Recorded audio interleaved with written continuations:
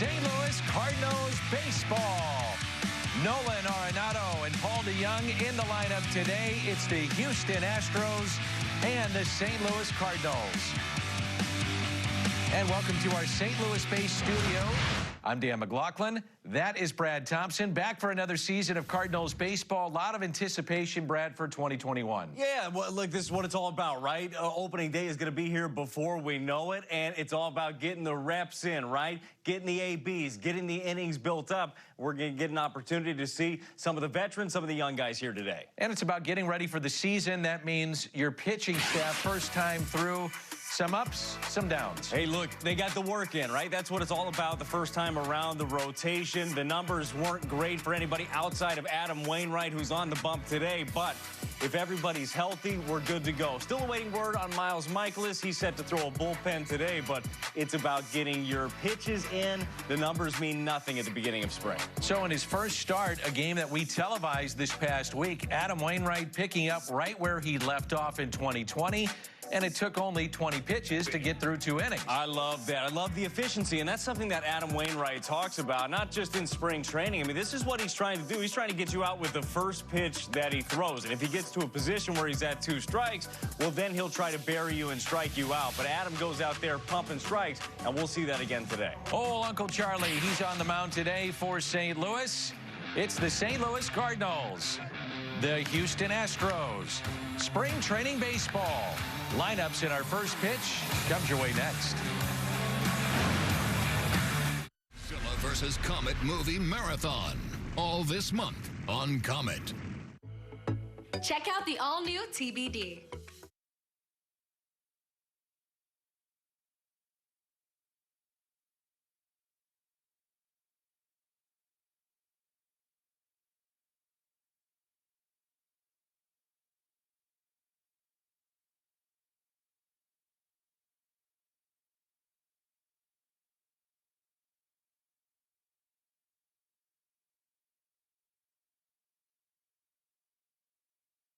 The off-season storylines and some of the stories heading into 2021. New superstar in town, that's Nolan Arenado. Questions in the outfield, namely who plays left. That battle continues here in spring. How about second base? Versatility with Matt Carpenter and Tommy Edman. And you're still trying to figure out your pitching staff. With Brad Thompson, I'm Dan McLaughlin. And Jordan Hicks threw a bullpen today. He was on the backfields. And by all accounts, threw very well for St. Louis. The wind is blowing out at Roger Dean Stadium down in Jupiter, Florida, and blowing hard. It is 70 degrees.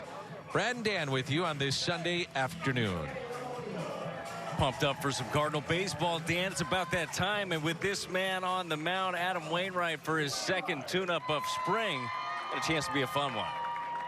Miles Straw will lead things off for Houston. You get a look at the numbers last year. 10 starts for Adam Wainwright, and can make the case he was the MVP of this team. Maybe not just the staff, but the entire team of 2020. I'm not sure you have to work too hard to make that case. Anytime the Cardinals needed a pick-me-up or just somebody to put the team on his back, that's exactly what Adam Wainwright did in 2020.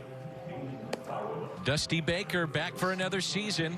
Guided the Astros to postseason play. They actually were just 1 win away from the World Series. It's Straw at the top, a speedster, then Altuve and Brantley, Correa, Tucker, Gurriel, Stubbs, Toro, and Maldonado will serve as the designated hitter. Matt Carpenter is at second base today. So with the acquisition of Nolan Arenado, Carpenter could play second base. Going to see him at third, maybe fill in if Arenado needs a day. First base, designated hitter. O'Neill, Thomas, Carlson in the outfield. And along the infield, Arenado, DeJong, Carpenter, Goldschmidt, and Yachty back for another season behind the plate. Mike Schilt back for another season inside that Cardinal dugout. And away we go with Adam Wainwright on the mound for St. Louis. First pitch to Straw is taken for a ball, and we are underway.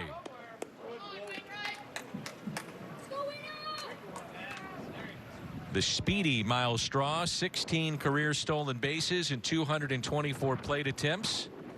Departure of George Springer, so Straw may have the inside track to that center field spot. Off to a good start. 625 his average here in spring, 207 a year ago. Yeah, and you mentioned the stolen bases in the big leagues, 3 times in the minor leagues, over 30 bags. So, I mean, he's a guy that you just try to keep off, and certainly a different look. Big shoes to fill for him. I mean, George Springer is a star in this game. He signed his 6-year, $150 million deal with the Blue Jays. I don't think they're looking for that type of production out of Straw, but just get on base. A little bit low, and it's 3-1. Just how fast is he? He ran the 40-yard dash at 4.4. So to put it in perspective, the average of an NFL wide receiver is a 4.48. He's faster than those guys. That's moving. 3-1 pitch. Laced out to left field, but right at Tyler O'Neill, battling the sun to make the play.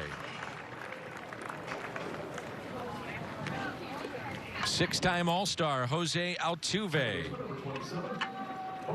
4-time Silver Slugger. 3 batting championships under his belt. As he hears it from the sparse crowd at Roger Dean Stadium. Get used to it. Dan, we were robbed of a lot of things last year, but that is high up on the list still of booing the Astros. People are going to take advantage. You bet they are.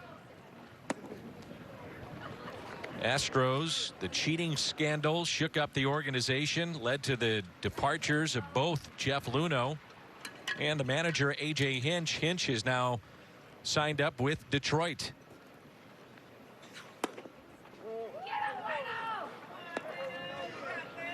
Houston finished 29-31 last year, snuck into the expanded playoffs, and took the Rays to 7 games. Dusty Baker trying to make it to 1 more World Series.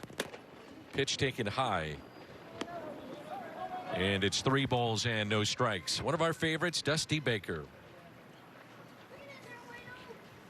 A pretty tough gig that Dusty took over after that, and he handled it so well, handles the media really well, and handles the players. I mean, because they're going through a lot, and he took a lot of that on himself. Swinging on 3-0. Wynn will take that out to deep right. Carlson back, and it's off the wall.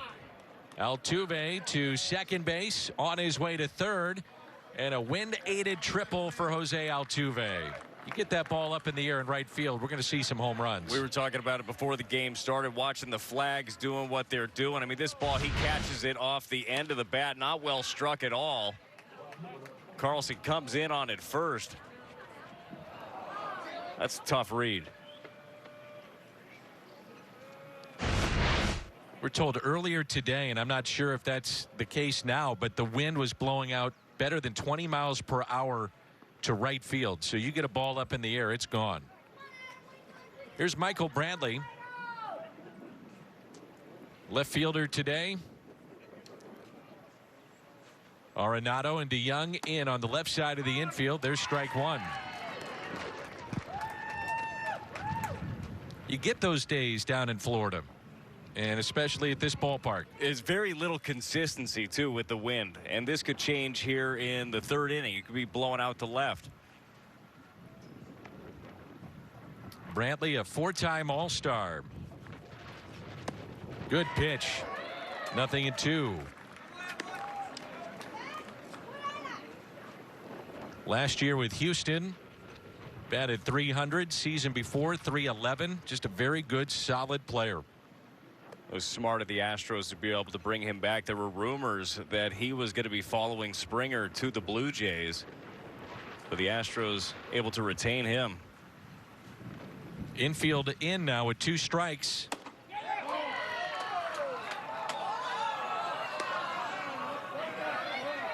One and 2.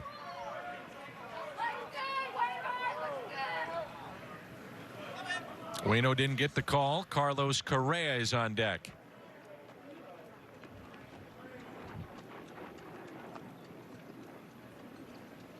Brantley signed a 2-year deal late January. Curveball lifted in the air. Shallow right. Catch is made. Altuve tagging up. The throw to the plate. It's high and not in time, and it's 1-0 Houston. It's going to be an adventure today with a lot of fly balls. Yeah, that was the one right there. Dylan Carlson, you could tell off the bat, again, not struck well, but he made sure he stayed back. Coming up trying to make a strong throw, obviously just missing high. You got to let it eat on that pitch, or on that play. Altuve runs well still. There's the shortstop, free agent to be, Carlos Correa, and what will be one of the biggest free agent classes of shortstops in the history of the game, potentially. Yeah, if you need a shortstop, next year's your year. Correa, Lindor, Seager, Baez, Story. I'm probably missing a good one. 0-1 pitch.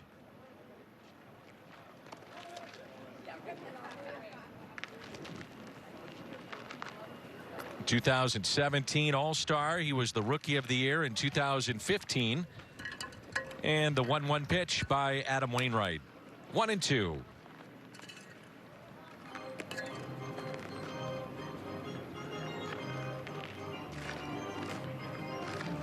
I'd be a little surprised, Dan, if Francisco Lindor doesn't find himself a long-term deal before he ends up hitting free agency. I mean, it just felt like that was going to be the case as soon as he got traded over there. Mets are on record as saying they want to sign him before spring training ends. Well, it's the plagues. I believe that Francisco Lindor, throughout his career, he's always been one of those guys where he doesn't want to negotiate a contract during the season. And I know it's hard to kind of sign that guy right away. We've seen the Cardinals do it, you know.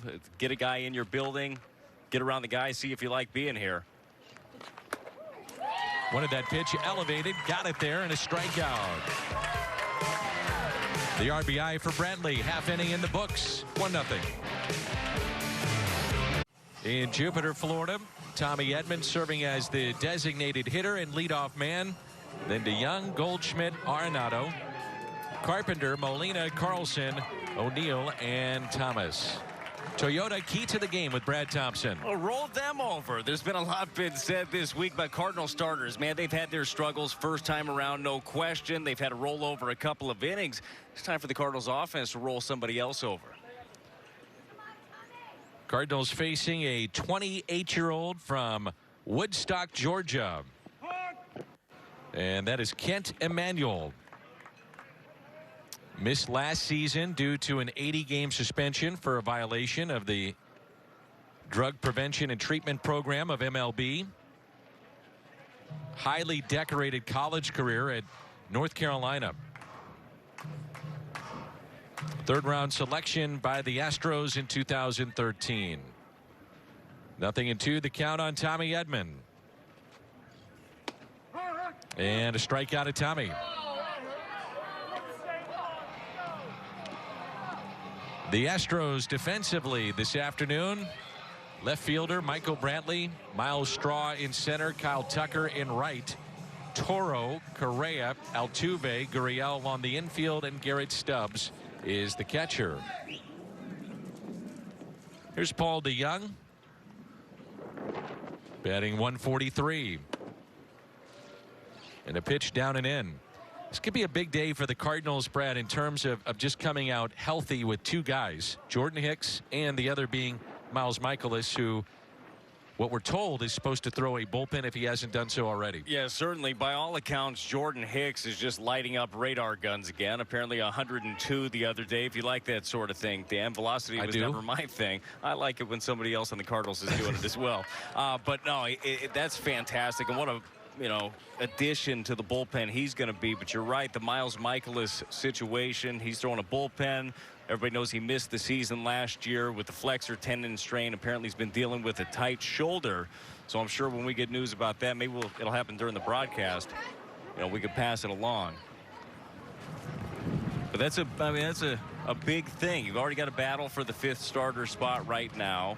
You'd like to believe that you can go into the season with a healthy Michaelis. It makes a big difference.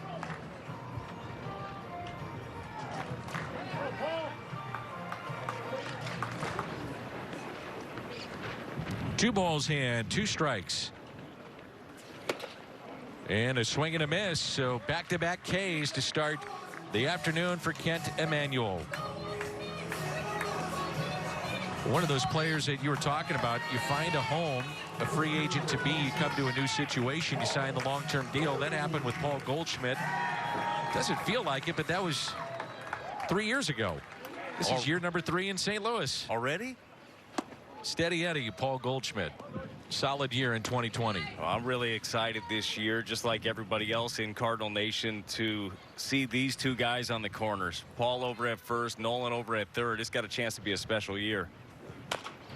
Reaching for it and taps it foul. What do you think of the idea of even, and I know Mike Schilt even talked to me about this a couple of weeks ago. Would you think about putting these two guys in your lineup to where all of a sudden they have to show up in the first inning, or flip-flopping at times Goldschmidt and Arenado in 3 and 4? I would absolutely think about anything. Tinker in the lineup. The beautiful thing is having interchangeable pieces, and I think a lot of those decisions hinge upon who steps up 1-2. You know, Tommy Edman looks like a guy who could set the table for you. We've seen a bunch of different guys, and look, there's not much you can take out of lineups early on in spring training, but there have been a lot of different ideas in the 2-hole. But if nobody really jumps up and steals one of those, Dan, I can absolutely see it. You might as well, right? Because no pitcher wants to see that early. 2-2 the count on Goldschmidt. Arenado to follow.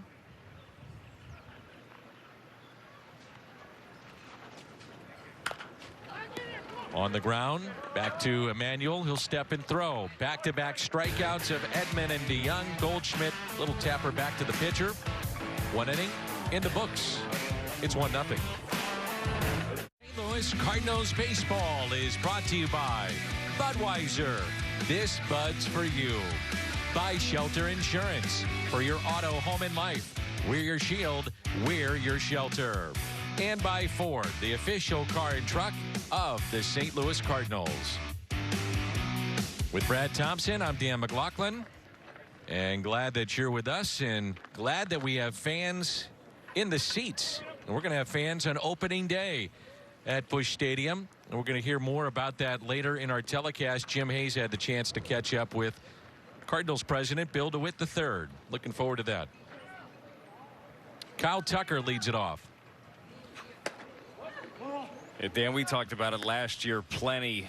It was great just to be able to have baseball, and I think that was something for just fans. You got away from all of the noise and got to just focus on it. But seeing people there and having people there, it's just different.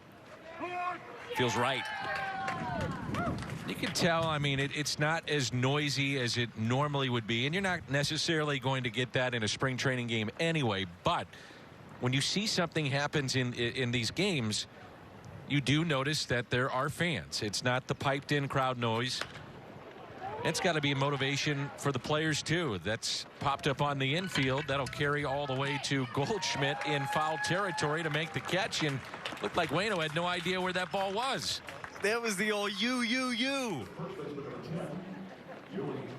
Yeah, that thing took off. Looked like Carpenter thought he was under it for a second too. Good luck today. It was DeYoung on the shift.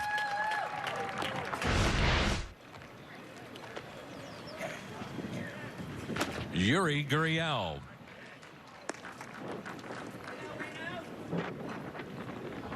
Tell you what, this is a good lineup the Astros roll out there, even without Springer, and especially if Straw figures out ways to get on, utilize his speed.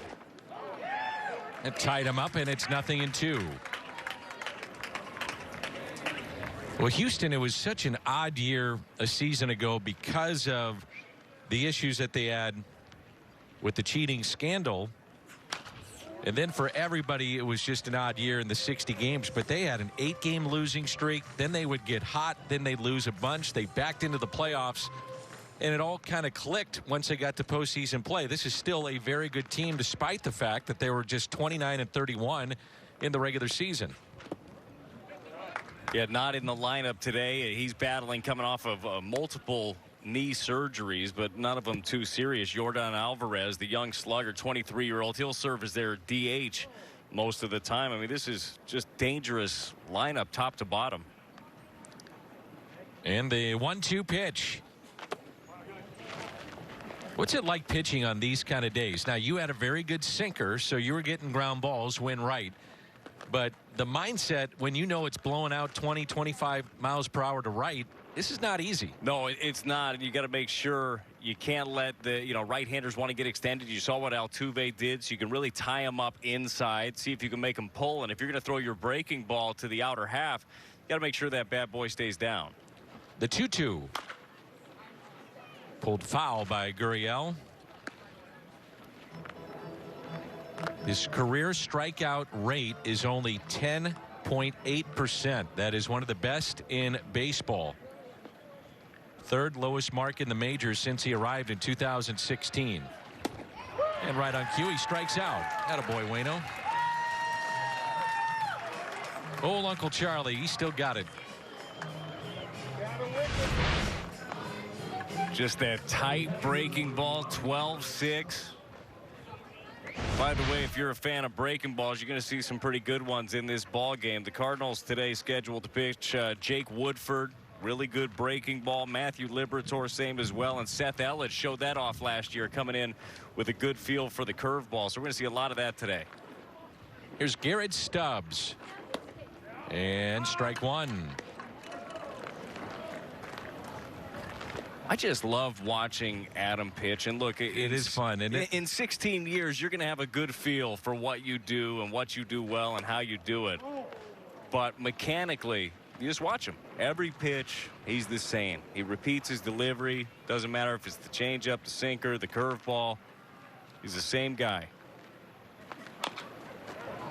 Little tapper foul. This is a versatile player, Garrett Stubbs. He is a catcher by trade. That's what he was drafted to do. But he has played all over the diamond. He's been in the outfield. In the minors, he even played a little second base to get his bat in the lineup. And he strikes out here. So back-to-back Ks, 3 in 2 innings so far for Adam Wainwright. Nolan Arenado leads it off when we come back. Spring training baseball on Fox Sports Midwest. It's going to be a lot of fun to watch this guy for many years wearing the birds on the bat. Nolan Arenado, 8-time Gold Glover, but, oh, by the way, he can swing it too. Big time. 235 career home runs. Nearly a 300 average. And the guy just loves to play. First pitch to him is taken for a ball high. So you heard that this happened. What was your initial thoughts of getting Nolan Arenado? Yeah, honestly, a little bit of shock. Because you've heard the rumors. You heard them for over a year. And obviously, we always heard that the player would be a fit. You knew he was that kind of guy, but it just didn't feel like the offseason was trending in that direction, Dan. And when it did, that's just excitement. It's amazing how a move like that can change things. Hit sharply to third, handled by Toro for the out. Download the MLB app to get in-game video highlights, live pitch by pitch, breaking news, player updates, stat leaderboards, and more for your Cardinals and the rest of Major League Baseball. Matt Carpenter searching for his first hit of the spring. Struck out 3 times the other night against Houston.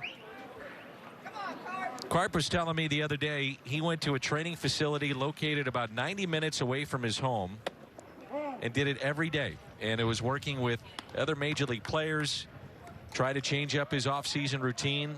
And he's entering what could be his final year in St. Louis. Well, you got to make changes, right? As you get older in your career, you want to make adjustments. Talked about doing things differently too, rotationally, trying to figure out different ways to train. I believe one of the guys that he trained with also, Nolan Arenado's former teammate Trevor Story, worked out at the same facility. Got to respect that. I mean, it would have been easy for him to stay on the ranch and work out like he's always done before. He's hungry. He's hungry for at bats and wants to earn them. Gets one up in the air out to center, and Miles Straw is there.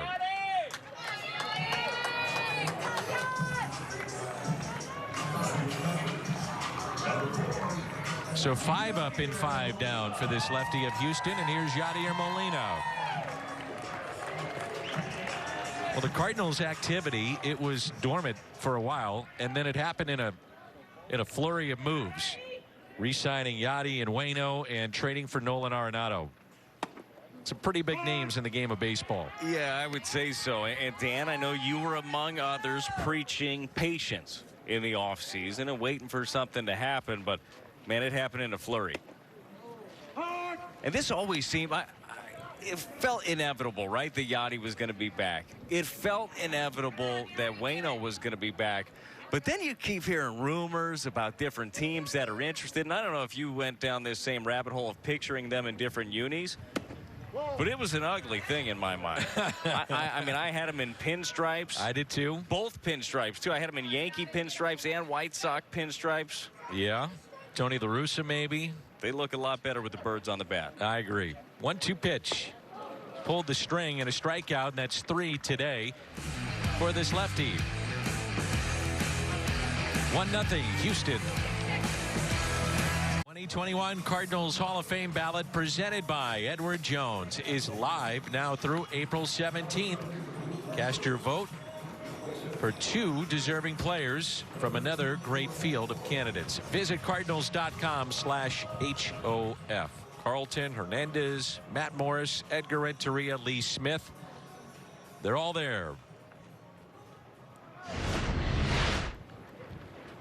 And soon enough, hopefully later rather than sooner, this guy will have a red jacket, undoubtedly, and that's Adam Wainwright. Yeah, Dan, that's a problem nowadays. Everybody wants to rush things. Let's take our time. Rush it. Let's take our time here. Curveball drops in for a strike to Abraham Toro. Ryan Presley, a right-hander, throwing in the Houston bullpen. Shift on the right side of the infield. Seeing Waino utilize that changeup a little bit more, too. I think he's calling it the Devastator. I'm pretty sure that's right. Is that right? I think so. So one player from the 5 candidates will go into the Cardinals Hall of Fame this year. Just one, and they'll join last year. Tommy Hurd, John Tudor, Bill White. We didn't have the official ceremony, so that'll be a part of the ceremonies this year. Curveball taken high. I know how much you always enjoy those and being a part of the ceremonies and just hearing from these Hall of Famers because it's special. Went down to get it, and a line drive out to center. Sliding catch. Lane Thomas, who's off to a good start in this camp.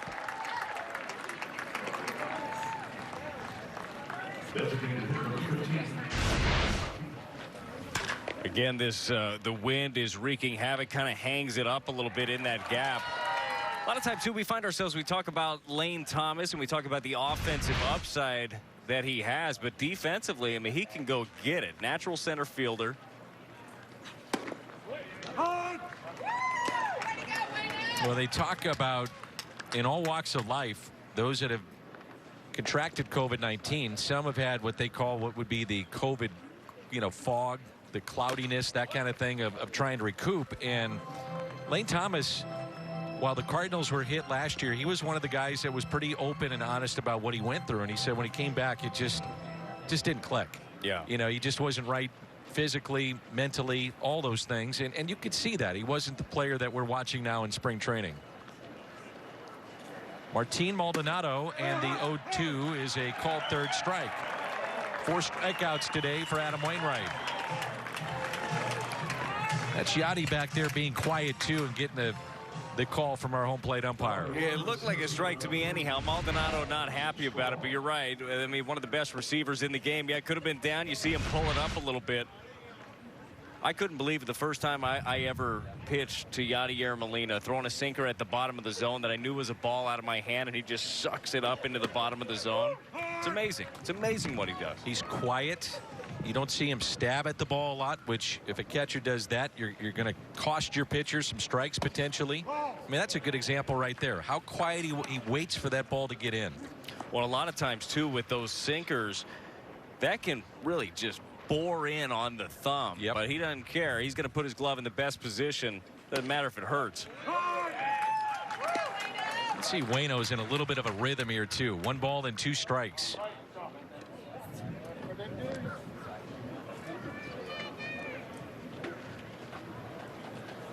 Goodbye. 5 strikeouts for Adam Wainwright.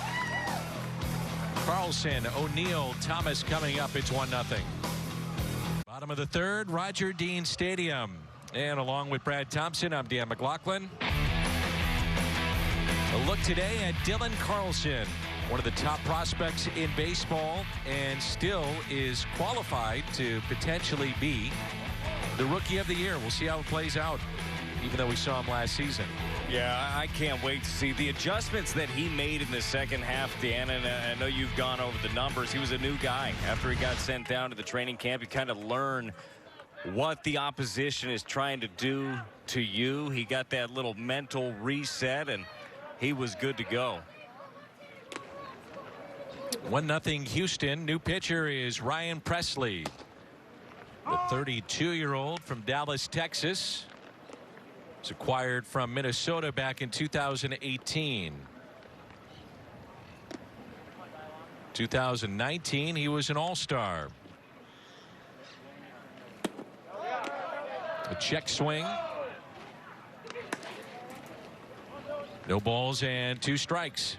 This is where he found himself a lot that first stint with the Cardinals. 0-2. Well, that's what he found a lot too, especially from the left side, is a lot of change-ups or split fingers going away from him. And the 0-2 pitch, curveball, waits on it and hits it out of play. Matthew Liberatore is throwing in the Cardinals pen, so that could be it for Adam Wainwright. His 3 innings and 5 strikeouts. Well, not a bad day of work for Adam Wainwright. If that ends up being it for him, looked in control of everything. All the pitches looked really good, mechanically sound. He's locked and loaded. 0-2 pitch, curveball, did go, scoots away, and he's out. Cardinals have sent 7 men to the dish, 4 strikeouts. Emmanuel, the left-hander for Houston, went 2 innings, 6 up, 6 down, and struck out 3. And we should mention that it was just a couple of days ago the Astros were hit with COVID-19 in terms of contact tracing, so they had 8 different guys that had to be set aside. Yeah, one of those guys is a guy that's projected to be in their rotation. Christian Javier was one of them. So for Emmanuel, might have been an opportunity today that might not have normally been there for him, but he took advantage of it, certainly. Injury bug has hit the Astros as well. Framber Valdez has the ring finger issue. They're still waiting on word if he's going to have surgery on it and miss the entire year or not. Forrest Whitley, their prospect, drafted in 2017, first rounder. Apparently a strain in the UCL. Not sure if that's going to be Tommy John. Sounds likely, though. But they did pick up Jake Odorizzi, the Highland native, yesterday.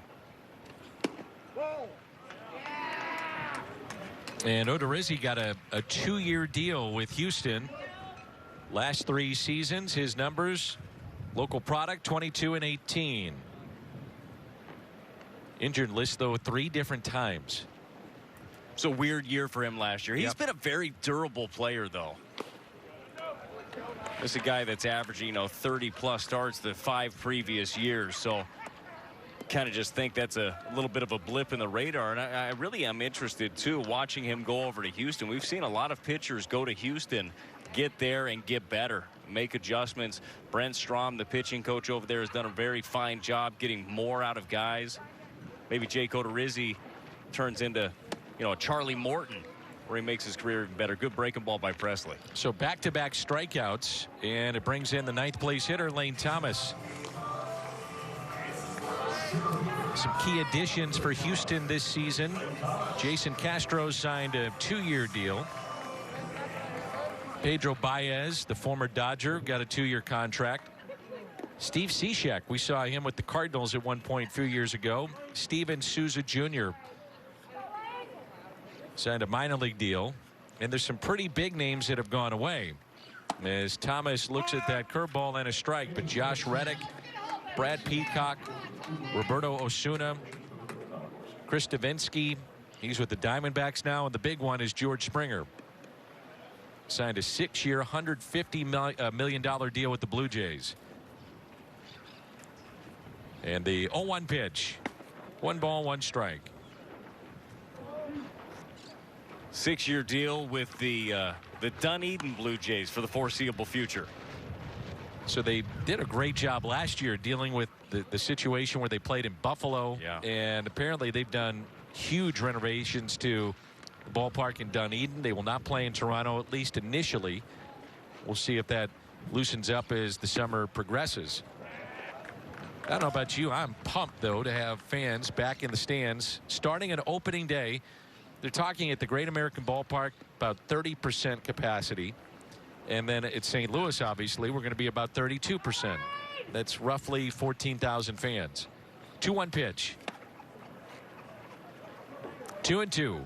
There's just so much pageantry around opening day. And look, last year, we all know, the pandemic changed everything. The opening day was against the Pirates in the middle of the summer. It was just kind of a weird thing, but you didn't get the same feel to it. I'm excited that we're going to get that again. The 2-2 pitch.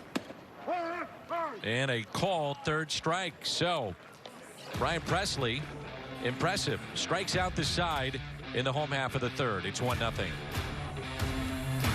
A few of our younger starters is knowing who you are, but using the fire that you have inside of you to do cool things with it rather than letting the fire burn up everything around you. It's a cool place to be when you're young. You have tons of ability and you got all this moxie that you want to go prove to the world. That's a great spot to be in, but you got to be kind of under control in doing that. So those are kind of some of the things I'm working with. The veteran Adam Wainwright giving way now to one of those young stars potentially, Matthew Liberatore, and he'll get 2, 3, and 4 in the lineup now. Top of the fourth, Altuve, Brantley, and Correa. And a guy like Liberatore, he is picking the brain of Adam Wainwright and watching and learning. He's a very bright kid. Yeah, he is for sure. And what a weapon to have is, and what a tool to have is just having a mentor like that is so willing and has all of the knowledge there. That's what this organization has done such a good job of over the years, is just passing that down one generation to the next. The 2-1 pitch. Ground ball left side. One away.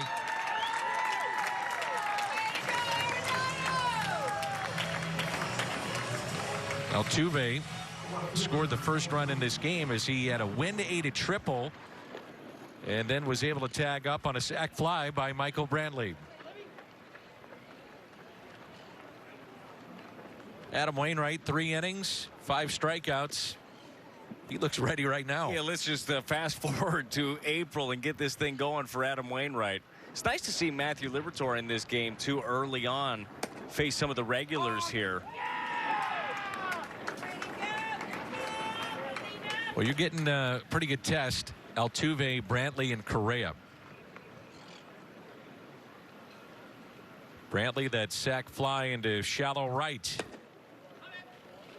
Matthew consistently is around 92, 93 miles an hour. He can touch 96, 97. Now we, meaning Brad and myself, we're in a studio and can't see the gun down in Jupiter that sometimes is up on the scoreboard to get a better idea. But that's the pitch there that could separate him. Now that thing will go around 2,800 RPMs as you start breaking this thing down analytically, and that is off the charts. It's really good. Just got a good feel for it. And again, we just talking about Adam Wainwright and the mentorship.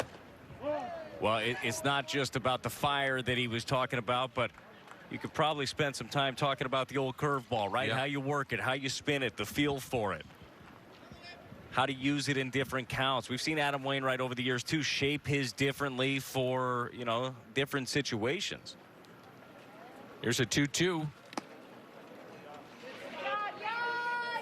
John Mozeliak has told us that it's not out of the question that at some point Liberatore could see big league action this year. And that'd be quite a jump. He has not pitched above a ball. 3-2 pitch.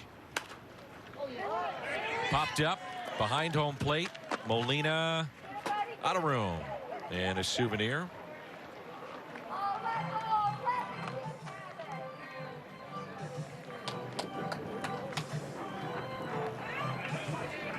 He's an impressive kid. We've been around him at the Cardinal Caravan in the past.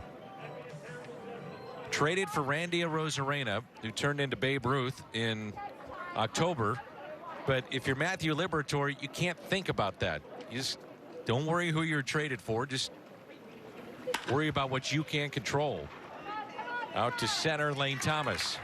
I'm sure, Brad, that's easier said than done. You've seen where guys have been traded for players that went on to do big things, and you feel that extra pressure. Of course, because the fan base almost looks at it and say, you better turn into Randy Johnson if we're going to be trading you for that guy. I think that Matthew's done a really good job of kind of compartmentalizing that. He gets it, he understands it, but he's talked about it. He said, hey, I can't let that affect what I do. I got to go out there and work. He said, I compete against the man in the mirror, and that's the way you have to look at it. Here's Correa, struck out his first time up. So it'll be another satellite camp, at least initially, for the minor leaguers once the major leaguers break camp, as AAA season has been pushed back by about a month or so.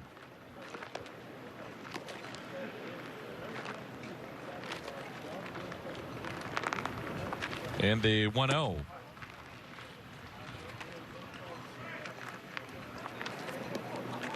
It was almost a quick pitch, wasn't it? That's what it looked like, trying to sneak one in. There it is, 91 on that fastball. The 2-0 pitch. Big breaking ball taken for a ball, and it's 3-0. That'll be an interesting thing too, Dan, as you look at the alternate site. Who goes there? Who stays in spring training? Well, Mike Maddox was saying the other day to us, he said, it's so unique, obviously, of everything they're dealing with, the protocols that have carried over to this year. And I said to Mike, I said, by my count, you've got about 90 fewer innings in this camp because you're playing 24 games as opposed to, let's say, 32, 33, maybe even 34. And he said, look, there's going to be some guys we're just going to have to get creative, get them on the backfields, get them in B games, inter squad, just to try to get the innings in.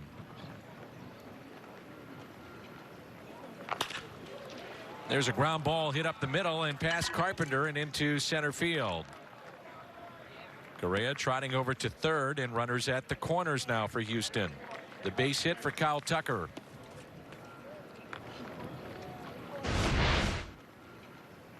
See the large shift on Tucker. He just lets this one travel and hits it where they aren't.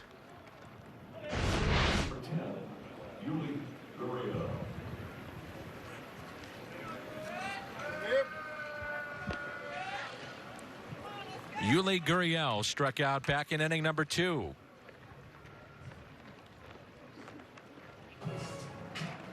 So Liberatore got Altuve to ground out. Brantley flied to center, walked to Correa, and a base hit by Tucker, and Yachty out there probably to calm down the young man, as he understands. And Mike Maddox also talked about this. He said, I'm really looking forward to, in this camp, watching a healthy Alex Reyes, seeing Jordan Hicks come back, and I really want to see Matthew Liberatore. He mentioned those three specifically. Well, these are moments too where you learn a little bit more about a player. You have makes a pitch, gets a ground ball, finds its way through a shift. Earlier in the inning, had a couple of pitches that he probably thought were strikes, didn't get the call. Now you got runners on first and third, you got 2 outs. How do you bear down right here? How do you execute pitches? Liberatore, by the way, was called for a balk in his previous appearance this past week. So runners at the corners and 2 down. The breaking ball kept in front by Molina.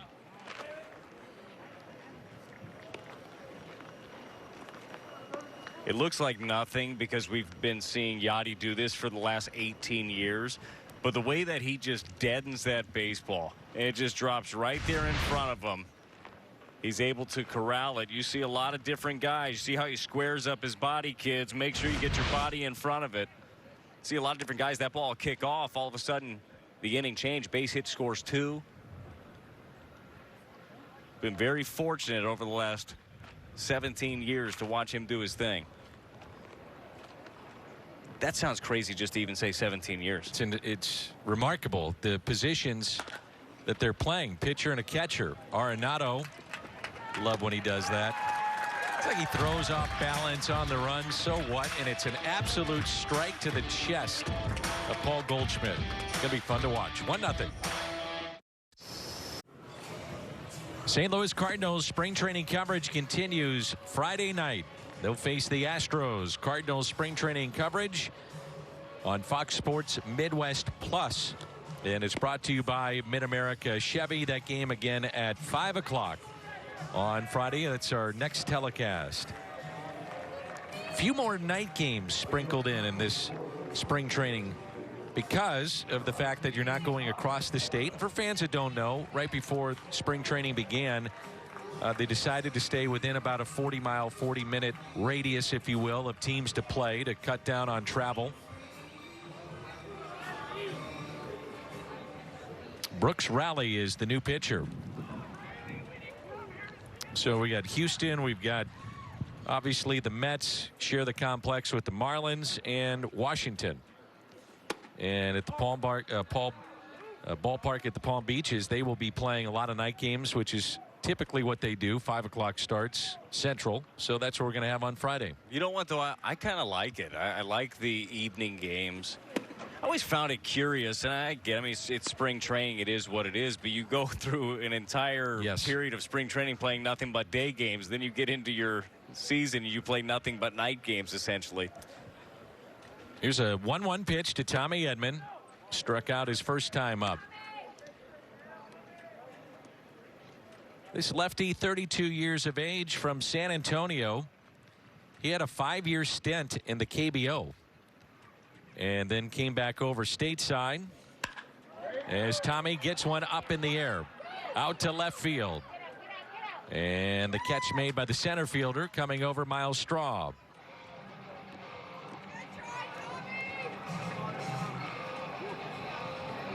Cardinals Care Spring Training 50-50 raffle. It's open now through March 29th. Try their luck. The fans can at winning some cash, all while supporting kids in our community. The 50-50 raffle all spring long. Cardinals.com/5050. Paul DeYoung 0 for 1 with a strikeout.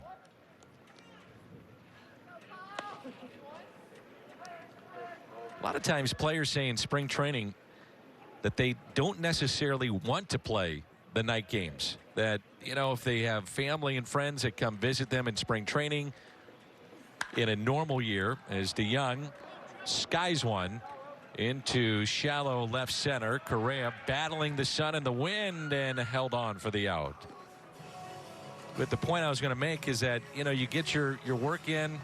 Some guys head to the beach or the golf course before the regular season begins, or just going out to dinner, doing something like that, you know, you get in the routine of spring training. No, you're absolutely right. And to your earlier point, all that is blown up this year. Yep. Like this is, and I know it's something that, you know, you're watching the game right now, and it's exciting to watch. These guys, they go from the field and they go home. I mean, that is their life in spring training. The protocols are very, very strict. Well, to the point that they were told that they could not eat out. Yeah. Now, I think that has lightened up just a bit here in the last maybe 24, 48 hours, where if they do go out to eat, they have to eat outside. But they are not allowed to go to a restaurant in Florida or wherever and eat indoors. That's part of the protocols. Here's a 1-1. You think about all those different protocols too for a 60-game season. It's a lot, but then 162. I mean, I know that I'm sure people are listening right now and saying, well, they're well compensated. They are, for sure, but they're also humans. Like to be able to go for a walk and go eat. Yeah, Paul Goldschmidt told me, we had a phone conversation. He said at one point when they were on the road last year, that he would have to call John Mozeliak and tell him, by the way, I'm going on a walk. So just to let you know, at let's say 2:30, from 2:30 to 3:30, I'm going on an hour walk. I'm not going to stop anywhere, but that's where I'm at. If you're curious, and contact tracing, that kind of thing. But that's what they would have to do. He was basically on parole. Basically. Perfect. You got to do what you got to do. And there's a big-time responsibility to it, too, because you have to trust each other. And, look, the Cardinals saw last year how quickly it can infiltrate a clubhouse and how quickly it can change a season. So you have to rely on each other, that everybody is doing the right thing and pulling the rope the right way, because all it takes is one. It takes one guy to stray off, and then all of a sudden your season is derailed. 3-2 pitch. Goldschmidt hammers it foul. And that is an important spot on the field when the bullpens are in play, to protect the catcher and the pitchers. Dan, I have found myself in that spot many a spring training. It's a good view of the game, and your job is to make sure your catcher doesn't get killed. Wow, it's a good play right there. Got to be sure-handed. You bet.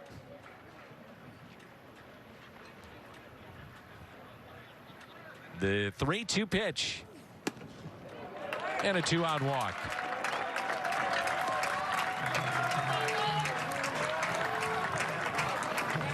So the Cardinals have their first base runner of the afternoon. 2-out walk to Goldschmidt, and it brings in Nolan Arenado, grounded out to third his first time up.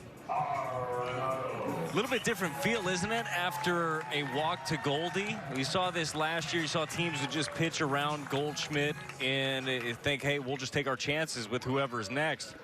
Good luck taking your chances this year if that's the way that it goes, if it goes Goldie or Arenado. This is where his addition lengthens the lineup, and so many times, and Goldie's is so fundamentally sound, he is just not going to chase. And so if you give him his walks, he's going to take it. So now you have that protection where at times he's going to be pitched to. Now the question will become, who protects this guy? For sure. No, for sure. And that's one of the biggest questions. We've spent a lot of time too talking about, all right, who sets the table? You know, who's going to get on base for these guys to drive in, but who's going to be behind them as well? There's a lot of things still to figure out here in spring training.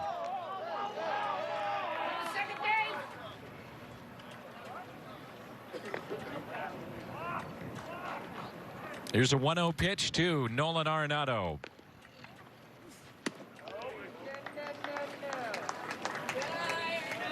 Know that Paul DeYoung talked earlier in spring about this offense and what it could be, and the fact that as an offense they want to be a pass the baton offense. You know, just don't let anybody breathe. And I think that they have the guys to do it, but they got to be able to prove it. You know, got to be able to string it together. Weren't you during the winter warm-up with Paul DeYoung and kitchen stuff and cooking with Paulie or something? It was going to be in the kitchen with Paul DeYoung, but Paul had just got back from a little fishing expedition. Okay. A little ice fishing. So he promised he was going to cook for everybody in spring, but he got a chance for about an hour to just kind of talk about, well, baseball, obviously, talk about life with Paul DeYoung. And as you know, you spent plenty of time with Paul. Just an incredibly thoughtful, smart guy, student of the game. But it was kind of fun to talk to him about some different stuff. It goes further than just I work on my swing, working on my glove. I mean, we talked about nutrition and sustainable farming. I mean, this guy's into a little bit of everything. And he is one of those guys. You talk about lengthening the lineup. We've seen the power. We saw his rookie year where he hit 25 home runs in the big leagues. He also had 13 in Memphis for a grand total of 38. I did the math. It checks out. Had 30 in 2019, an all-star. We know it's there, but it's the consistency for the year. And he's talked about that, trying to just be that guy throughout the season. 3-1 pitch. Arenado with a high fly ball into left, and the catch is made by Michael Bradley coming on. 1-0 after 4. You know, I've never... Adam Wainwright gave up 1 run, but 3 innings. Awfully good. 5 strikeouts in his 44 pitches. Just another day at the office. He looked so in control. Uncle Charlie was great. Had the sinker working as well. Also the changeup. I mean, he had it all in this ball game. Made 3 innings go quickly. Again, efficient. Only 44 pitches. Pitching has been the story so far in this ball game.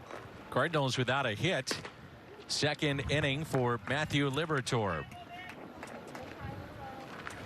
Our buddy Chris Tuno of the Cardinals Media Relations Department down at Jupiter, Florida, keeping an eye on things. And he lets us know that Austin Hansen, a right-handed pitcher, is getting loose for Houston. We appreciate Tunes' help. Chris Tuno. For fans that don't know, we're in the studios of Fox Sports Midwest right here in St. Louis, where it is a beautiful day. It's probably about as warm here as it is down in Jupiter. Well, I don't think so, Dan. It's about 70, I think, down in Jupiter. And it's gorgeous here. I just know this. If I was in Jupiter right now, you know me, I'd be cinnamon tan by now. Yes, you would. I get concerned about you at spring training. I know you do. You always bring me sunscreen, which I appreciate. You're a good friend. Yep. Take care of you, buddy. I'm easy to find. I'm the guy under the umbrella down the line. I was thinking about you the other day when we were doing the game and the sun was shining brightly at Roger Dean Stadium, and I'm thinking, man, those are some long days for the bullpen guys, and you were basically a bullpen guy. So those had to be some long, hot days that you had to take care of yourself down that right field line in Jupiter. Tell you what, I had a pretty good farmer's tan for a long time, and I would wear the 3/4 sleeves a lot too. Yes. So when after the game, you'd put on a T-shirt or something, and I have the 3 different lines of what my paleness looks like. Tell you what, though, give anything to have those days again. I bet you would. Miss it, man. You watch this stuff, and I know spring training's a little bit different this year, but you miss it. Oh, it's awesome to have baseball back. I was so appreciative that the players played through the pandemic last year, and as we were talking about, the protocols were not easy, and you're right. They're paid handsomely to do this. No argument there. But I look back now and I reflect and seeing the things from even then to now, and it's amazing that they got through the 60 games. Just think about the mental grind of that too, because this game, it can consume you when you're struggling, right? If things aren't going well on the field. And sometimes maybe it's you go out to dinner with your buddies and that kind of takes your mind off things. Well, you didn't even have that. So it's just constantly you're there, you're on the road, you're with your thoughts. So it's just it's a difficult thing to go through, and I'm sure that going through that last year is going to help them. All those experiences last year of how they handled things on the road, how they handled the protocols, I'm sure on an individual basis, guys kind of know how to better prepare themselves for this season. As a team, you kind of know what you need a little bit more, but you got to do what you got to do, and these guys have been willing and ready to get it going again. The 2-1 pitch to Toro. In the air, deep right at the wall, and it's off the wall. Backing up, Lane Thomas. And they're going to wave him in. The relay to the plate is not in time, and it's 2-0 Houston. And scoring all the way from first was Garrett Stubbs.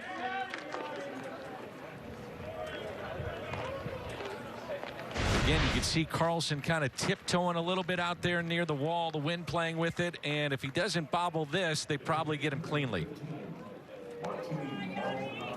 It's a good relay right there. Strong throw by DeYoung. But you're right, the quick little bobble is all the difference. If you're wondering, again, why Dylan Carlson played it the way that he did, the wind is howling out that way, and anything that gets up in the air to the right, so far has basically been off the wall. It's the kind of game where some of the right-handed batters will say, I'm taking everything to right field. Let it travel a little bit, right? Yeah, get it in. I'm trying to take that ball to right and get it up. Martin Maldonado. And he looks at a ball, and you can see Liberatore kind of fighting the strike zone a little bit. He's had a couple of calls that have not gone his way. 2 balls and no strikes.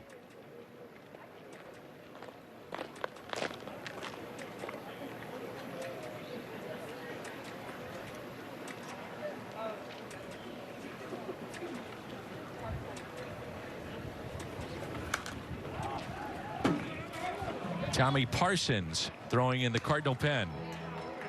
And Tommy's been asked to come in and clean up some innings and has done a very nice job. Yeah, been the fireman a couple of times. And these are games too for a guy like Tommy Parsons to, make a bit of an impression. So far, so good. He was called up to the satellite camp at the tail end of last season. The 2-1 pitch. 2-2. What are your thoughts on Liberatore? You've watched him a little bit last year and now seeing him back in this spring training. Well, the stuff is obvious, right? I mean, like you mentioned, the good fastball, the breaking ball is there. I think that for him, just kind of being the longer, lanky guy, it's going to be about repetition, how he's able to repeat his delivery. But you got to love what you see, and everybody that you talk to within the organization loves the makeup. I know you've talked about it, Dan, the adjustments that he made throughout that alternate site throughout the camp last year. Do you imagine as a pitcher getting the instant feedback in today's game of analytics on the video board in Springfield? And that's what Matthew said was great. You know, you'd spin off a breaking ball, wasn't great. You'd look up and you'd see immediate results as to why it wasn't. 3-2 pitch. And he walked him. So his third walk, second in this inning. Pitch count over 30. 20 balls to 12 strikes, and not what you want to see there. No, certainly not. And you look at that one right there, it kind of just felt like Matthew was going to try to make that one too nasty, try to snap it off instead of just letting it work. And that's part of that learning process. You know the feel for your breaking ball, you know what it can do, but you have to let it work.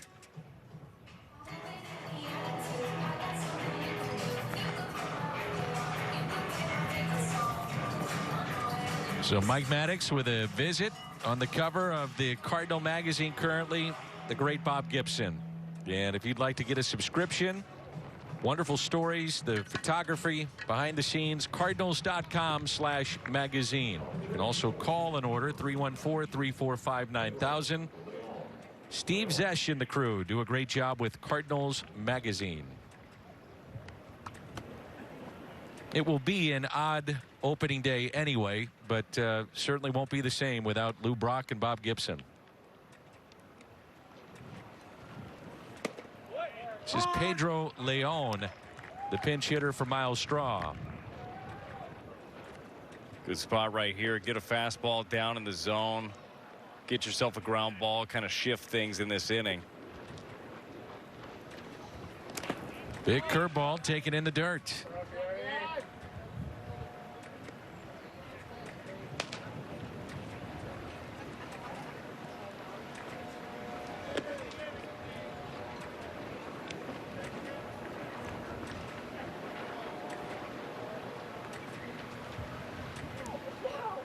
Leon, one of the young prospects for the Astros. He is from Cuba, 22 years of age.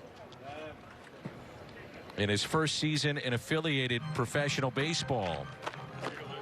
Signed with the Astros in January as an international free agent.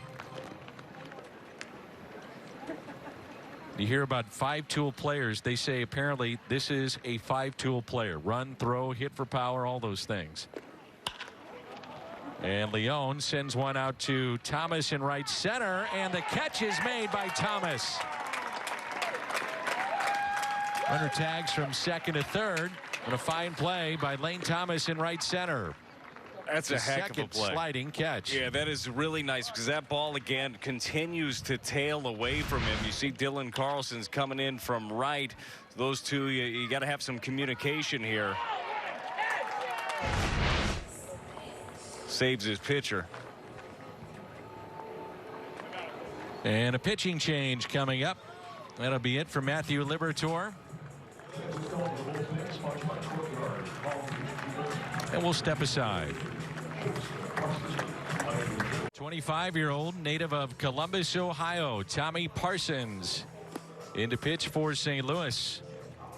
And so far, he is one of those young players that you think about, okay, what does spring training mean? It's about getting the 26-man roster ready, but maybe there's some surprises along the way. Guys that impress, and I think you could make that case for Tommy Parsons so far. Yeah, so far so good. You're right. He's come in 2 games so far, been the fireman, and that's what you want. You realize that for Tommy Parsons, he's kind of on the outside looking in when you're looking at the roster currently, or at least the way that it looks here currently.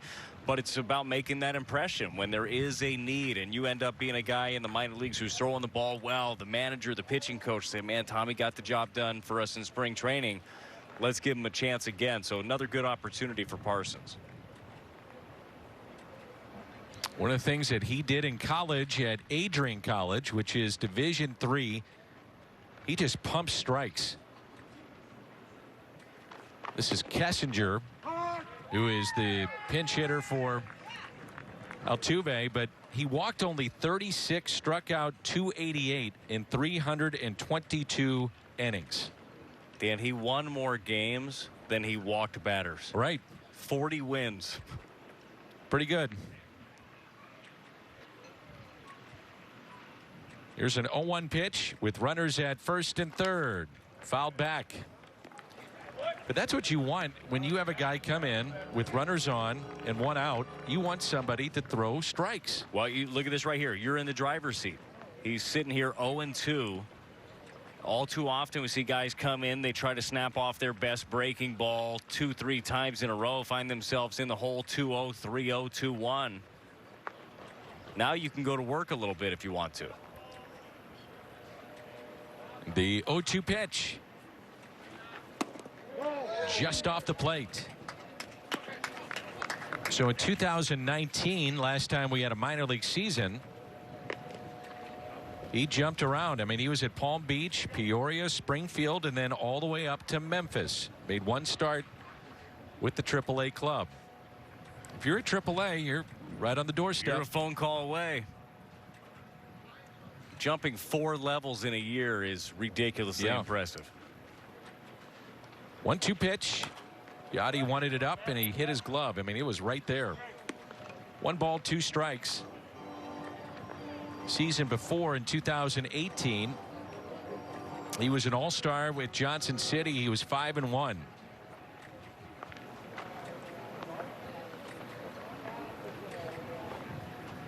Undrafted out of Adrian College, Division III. The 1-2 pitch by Tommy Parsons. 2-2. It's kind of the thing, isn't it? If you can play, they'll find you at some point, and maybe it's not the most direct route, and maybe it's not the easiest route, but if you love doing something, you keep doing it until somebody notices. What a jump. I mean, a couple of years ago, undrafted, here he is in big league camp. A lot of times, Dan, kids get stuck. Oh, I got to go D1. I got to go to this school. Just go somewhere they'll let you play. That's right. As you said, especially in this game, if you can play, they will find you. And who knows what they might see. I mean, it was Trevor Rosenthal, right? Getting clocked at 96 across the diamond at shortstop. Yeah. Trevor signed late in the offseason with the Oakland A's. Good for him. Talk about a guy that's remade himself. Fly ball, shallow center, catch made, and the runners will stay put. As Thomas hits the cut, that's Goldschmidt. Runners stay put at first and third. That's how it's done. He's had a good day defensively.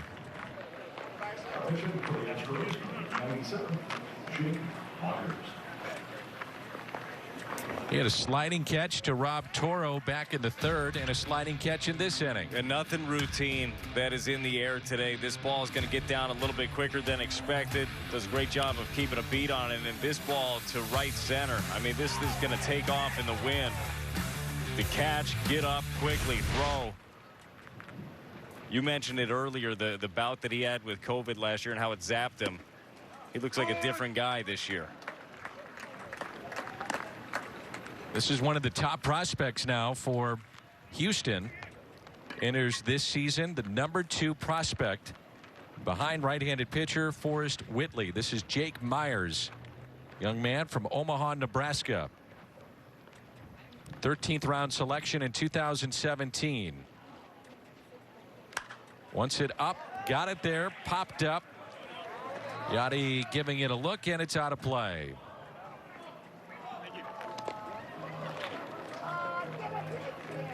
So Myers went undrafted out of high school,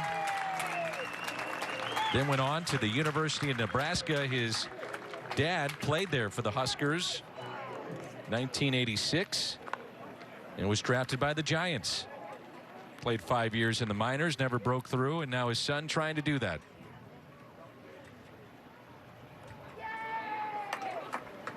Was a part of the Astros alternate site last year. Runners at the corners and an 0-2 pitch.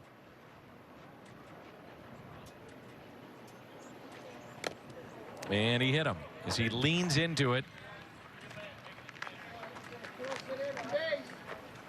Now the bases are loaded. Tommy Parsons just trying to get in there, make sure he doesn't make a mistake over the plate with a couple of guys on, but tails in too much. It's all right. I mean, no harm, no foul at this point. Bearing down and getting the next guy. I like how he's been able to command the counts. Oh, buddy, Aledmys Diaz at the plate, pinch hitting for Correa. He's been playing some first base for the Astros. He's bounced around the diamond for them. Former Cardinals shortstop. Never forget the moment that he had with the bases loaded after the passing of his good friend Jose Fernandez. Special moment at Busch Stadium, and hit a grand slam. Yeah, it certainly was. He's carved out a pretty nice career for himself. You bet.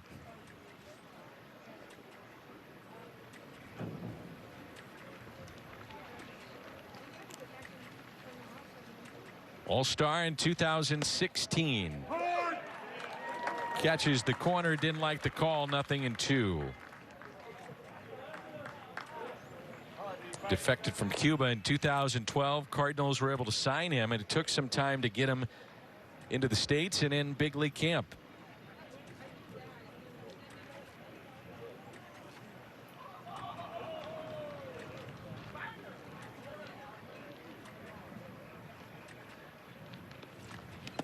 Bounced, gets away, but the runners stay put.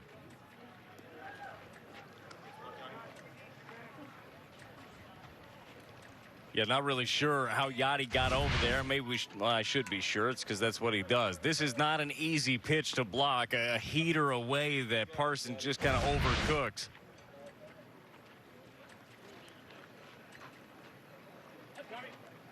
One ball and 2 strikes.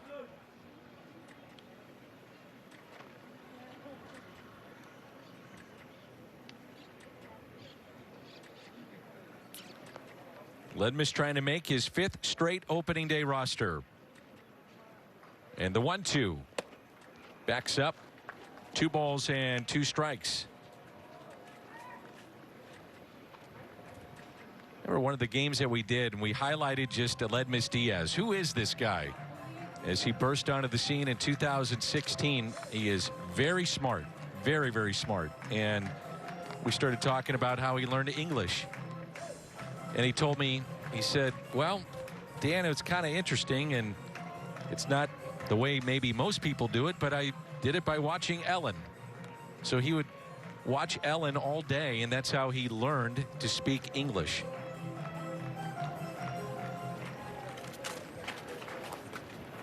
Ellen, huh? Ellen. Look, when you find quality programming, you find quality programming. I guess so. Whatever works.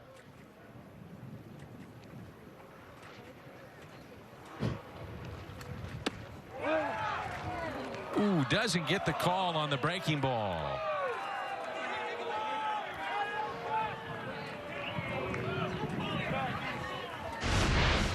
Yachty thought he had strike 3. I mean, that's a strike. That's a good pitch.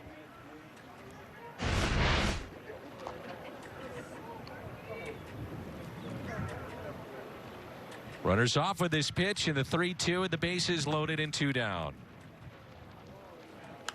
Fouled back. Steven Souza Jr. is at the on-deck circle. He would be hitting for Tucker if we get there.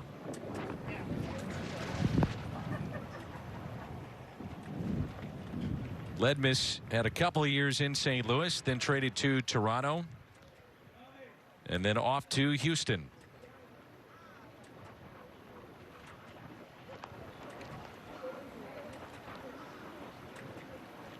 Three and 2 the count. And a ground ball hit to short. DeYoung up with it. Tommy Parsons, nice work. Limits the damage. 2-0. Telecast is presented by authority of the St. Louis Cardinals. It may not be reproduced or retransmitted in any form.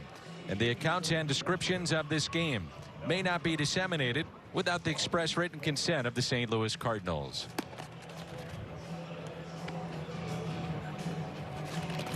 Matt Carpenter will lead it off. Cardinals trailing by 2 runs. And the new pitcher is Austin Hansen out of Lenexa, Kansas. 24-year-old. 8th round selection in 2018. 3-year pitcher at Oklahoma.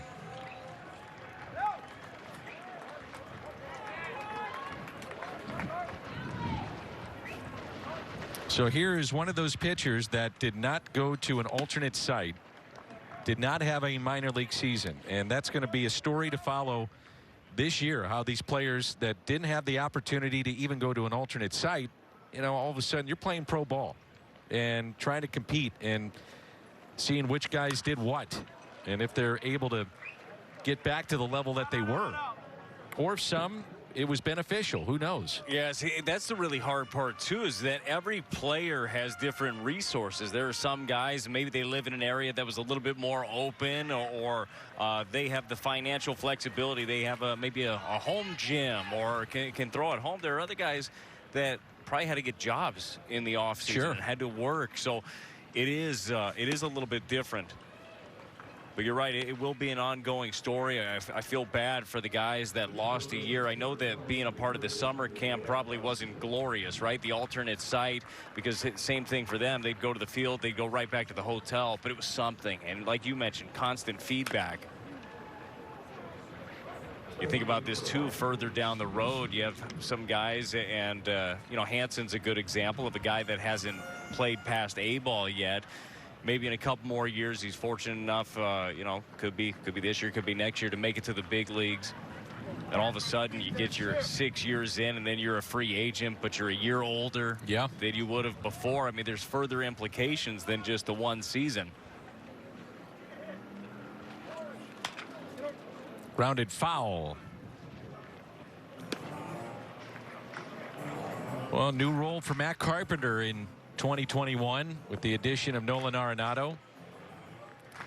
Now you got to think, if you're in American League ballparks and you've got interleague play and the DH is involved, that he would get a good shot there. Some second base, as we're seeing as well.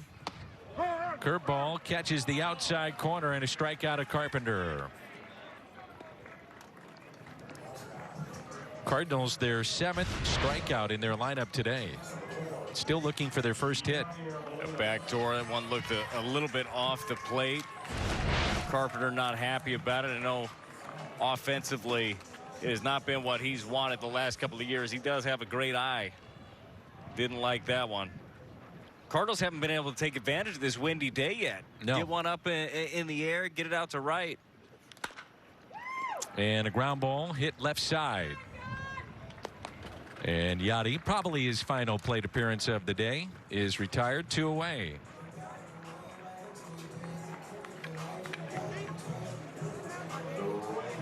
Looking forward to what we're going to do next inning, which will be an inning in which we feature Jim Hayes' interview with Bill DeWitt III, talking about the return of fans to Busch Stadium. So you'll have the chance to sit back and hear that next inning. It's nice to say, fans coming back to the ballpark. I'm just picturing Clydesdales, red jackets. I wonder if they will tone it down to some extent. The opening day festivities, 14,000, and, you know, just the fact that you're trying to get the Hall of Famers back, be as careful and mindful to them to be safe. So that's something to keep in mind. We'll see. I don't care if you have to spread out the Clydesdales a little bit further. I'd like. You want them in? I would like to see them. I get it. Steven Souza, by the way, is in right field. Leon in center. Aledmus Diaz stayed in the game at short. Kessinger is at second. Garcia now at third, and Jones is at first. The 2-1 pitch to Dylan Carlson. A little bit low. 3 balls and 1 strike. Carlson struck out back in the 3rd inning. Presley struck out the side.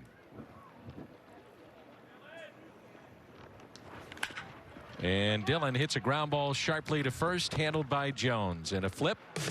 And the Cardinals go in order, 1, 2, 3. Bill DeWitt the 3rd, and the Cat coming up next.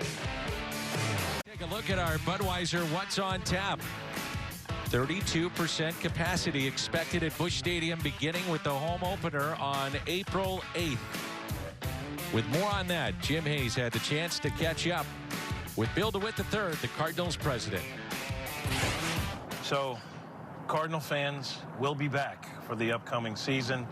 They're excited. I'm excited. How excited are you? Oh, I'm so excited. You know, having 0 fans last year was such a bummer, you know, for the organization. We're used to hosting people and having people down here downtown and creating that energy down here. And we're just so happy we're going to have that again. Now it's a smaller number, but hopefully over time we can bump that number up as we go along. Yeah, they're saying about 32%, maybe right around 15,000, not a normal crowd. So logistically, in terms of how that spreads out in your ballpark, what are we looking at here? Well, it's, as you might expect, you know, spread throughout the seating bowl to maximize the number of people we can get in. The basic rule that we're utilizing is 6 feet of distance between pods of seats, which are mostly 2s and 4s. So if you've got a 6-foot rule, you can only put so many people in there and spread them out. So it will feel pretty, you know, empty in the concourse. It's not empty, it's just not crowded, you know, and so I think that'll be helpful for people that want to keep their distances, as we should. Everybody will have to wear a mask, both in the seating bowl as well as in the concourse. And, you know, not unlike what we're all used to, going to restaurants and things. Wear your mask and keep your distance, and should be good. St. Louis holiday, the home opener, obviously won't be a normal home opener for you guys, but what are you anticipating? I'm sure there's a lot of moving parts. Yeah, the main challenge we have with the ceremonies is that there are a lot of restrictions on what you can do on the field. You know, they just want that to be for players and their things, and so we're trying to work around some stuff, and it'll be a nice show, but it probably won't be the level of stuff that you would normally see on the field. But that's still under development. I would imagine that makes it more of a challenge when there are a number of different factors involved in what you can and can't have for the home opener, and you're just trying to work through it. Yeah, it's we're used to kind of pivoting and making alternative plans with everything we do, and this is no different. I think the main thing will be for us making sure that we and every fan that comes in here understands the new way of doing things. For example, you know, we're going to be ticketless this year. People are used to it at the Blues games, and so they've led that charge for us a little bit, so maybe not quite as big a deal, but you know, so that it's touchless, no bags unless it's a medical emergency bag. So, and then also the other big thing is credit cards only with buying stuff here. So all designed to create that touchless environment and, you know, safe as possible for everybody that's here. What has it been like navigating your way through this, trying to keep your people within the organization, your players, everyone safe while still being open for business? How difficult? I think the biggest challenge has just been keeping people's spirits up, you know, because these are long periods that we've had of inactivity, and people need to move and be together and do all the things that are not just part of what happens on a game day, but behind the scenes too. So we're all sick of Zoom calls. Nothing against Zoom. It's been great, but can't wait to be more in person. And I think for everybody, it's been hard. It's not just us. And, you know, we're not sort of whining about it because we're all dealing with it, right? But it has been tough, and we're so looking forward to welcoming fans back and seeing the light at the end of the tunnel to where it can be unrestricted sometime soon. Cutouts just don't cut it anymore. I'm glad the fans are back. Thank you. Cutouts were fun, but hopefully those will be relics of this funny year that we've had. Great stuff, Jimmy, and we appreciate Bill DeWitt III and his input and some insight into what it means to have fans coming back to the ballpark. Always great to hear from Jim Hayes. 2-0. Season ticket plans are on sale now, and you can choose from a full season, half season, 27 game options, and visit cardinals.com/season today. Really good stuff with Jim Hayes and Bill DeWitt III, and the bottom line, wonderful to get fans back, some sense of normalcy, and hopefully as we move along, even more fans will be welcome back to the ballpark. Yeah, whatever opening day looks like, it's going to be special, because it always is. It always is in St. Louis, so if it doesn't have the same look, if it's not the Clydesdales, it's going to kill me if it's not the Clydesdales. I got you, man. You made that point. I'm a big fan. I'm a big fan. But you do what you got to do. You make it work, and it's got a chance to be a special year. Obviously, just getting fans back in the stands is special. With the addition of Nolan Arenado, well, that changes expectations for a ball club as well. So it's exciting. The 2-1 pitch to Tyler O'Neill. And O'Neill lifts it into center for a base hit. Just over the glove of Kessinger, and the Cardinals have their first hit, a leadoff single by Tyler O'Neill in this game in the 6th.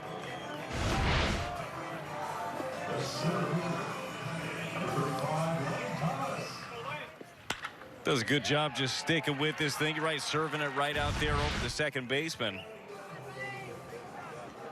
Let's see if they can string something together. Lane Thomas having a very nice spring so far. Showed a couple of his defensive plays. Love to add an offensive highlight to that. I got to wonder if Mike Schilt, and last year was so different, just getting on the field and being safe, healthy. I think guys were run down, but I got to wonder if he goes back to being more aggressive with a Thomas, O'Neill, Edman, those kind of guys that can run.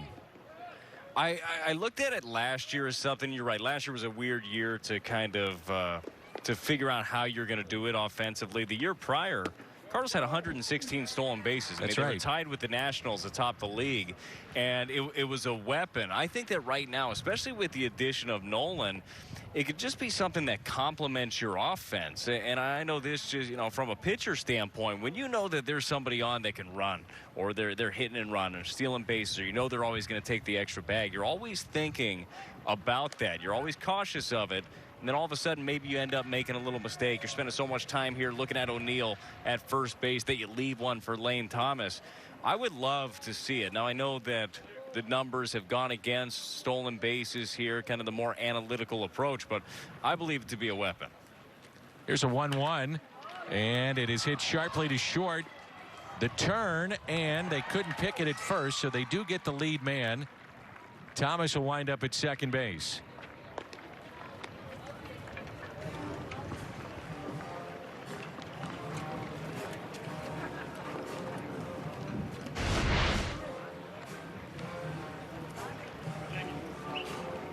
Yeah, really the first ball of the day by the Cardinals hit on the screws here by Lane Thomas.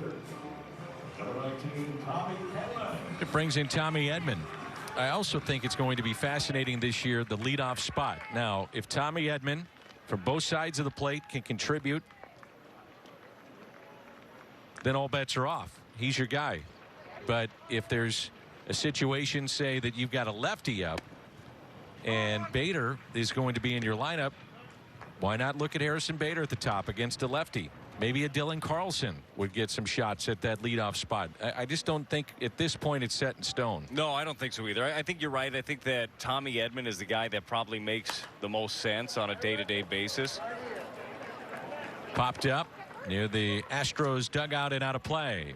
But I think it's just kind of who's producing, what the matchups look like. And I think that, again, that's going to be something we're going to see a lot of with the Cardinals and their lineup is, what do the matchups look like? I don't think that they're going to be married to just, hey, here's our lineup, we roll it out day in and day out.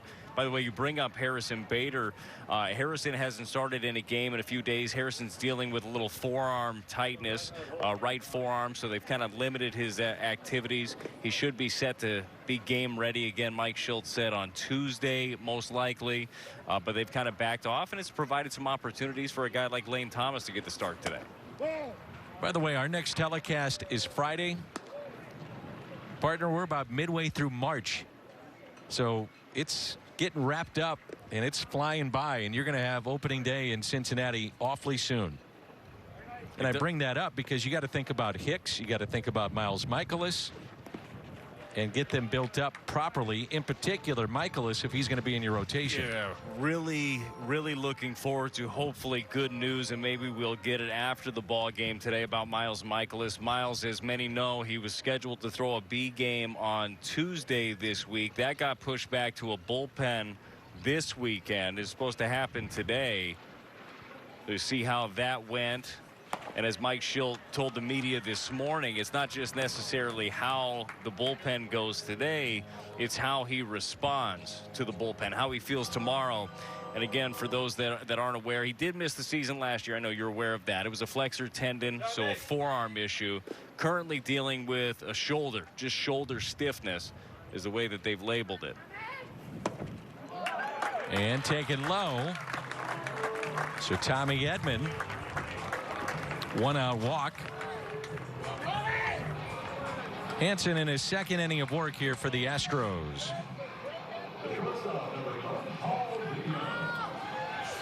It brings in the shortstop Paul DeYoung, struck out back in the first and popped out to short 0 for 2.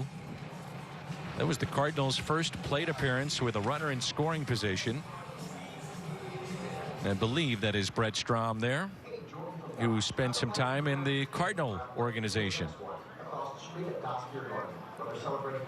And if not for Tommy John, we'd be talking about Brett Strom surgery every day. He had it right after Tommy John. The second one, it seems safer to be the second guy. Number 2. So 1 out, runners at first and second.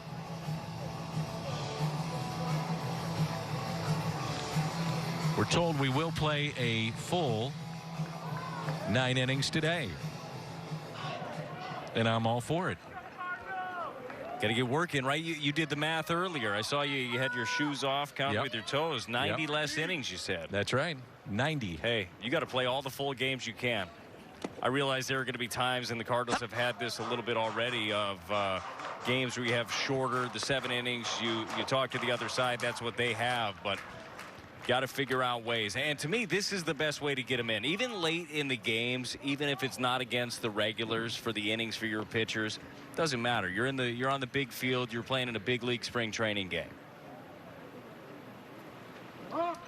Now time is called. 1 ball and no strikes on Paul DeYoung.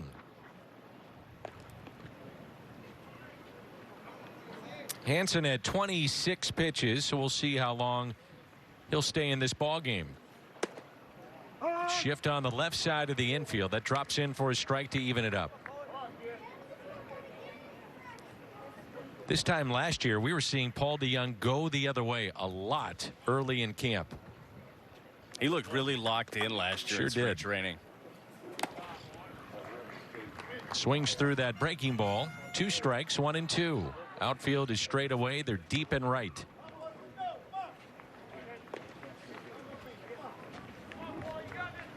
Yeah, right now too, it's about the process. You'd love to see the results, and you'd love to see the Cardinals putting up crooked numbers, you know, night in and night out. But it's about seeing pitches, getting ABs under your belt. Into shallow right, may drop, and it will. It drops in. Force play at second, not in time as the ball gets away, and here comes a run to score. And that's how the Cardinals get on the board. A wacky play in right field. They throw it around, and it's 2-1.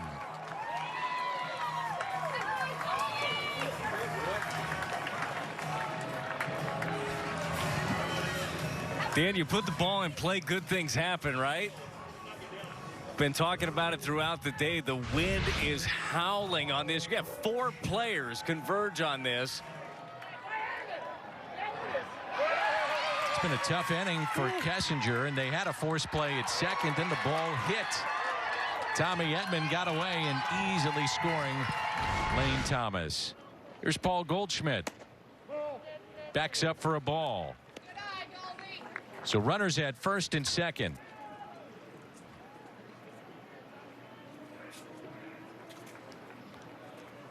Two to one now our score. And the 1-0 pitch. Fastball 1-1. Goldschmidt is grounded back to the pitcher and walked in inning number 4.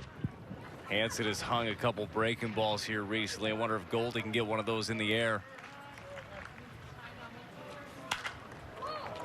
Gets this in the air. Down the right field line, out of play. 2 strikes on the Cardinal first baseman. 1 ball and 2 strikes.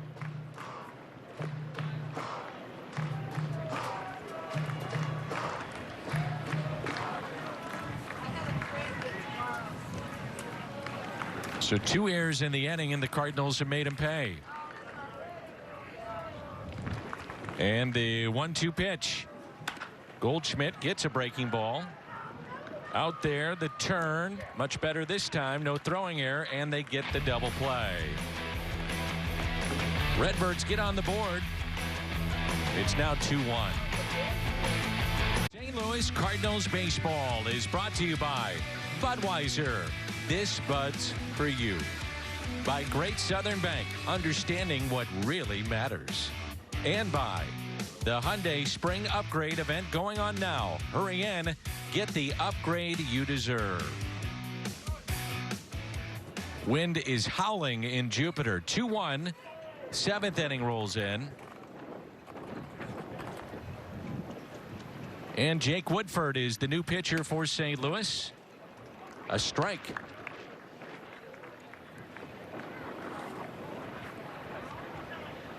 Garcia at the plate. Took over for Toro. Numbers last year for Jake, and there's that big curveball. So a lot of guys make their debut last year, and here's one of them. Well, he took advantage of it too. This is a guy that has been starting in the minors his entire career. Kind of made that transition to the bullpen. Only had 1 start last year out of his 12 games. Kind of part of that transition to the bullpen as well. You see him start this inning. Nobody on base, out of the stretch. Getting a feel for it. Can you imagine what the AAA roster and pitching staff might look like for the Memphis Redbirds? It's got a chance to be electric. Good fastball and a strikeout. Yeah, I know that's nobody's plans, right, of being there. Nobody wants to be a part of the electric AAA rotation, but talk about depth. This team's got a lot of it. Well-placed fastball here, 93. That's hard to catch up to in general, but you got to worry about the breaking ball, so that thing really sneaks up on you. Martin Maldonado. 34 years of age now, fouls it back.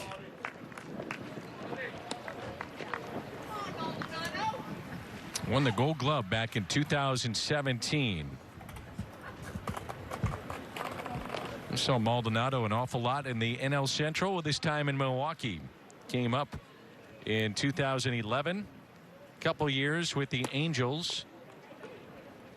Went to Houston for their postseason run.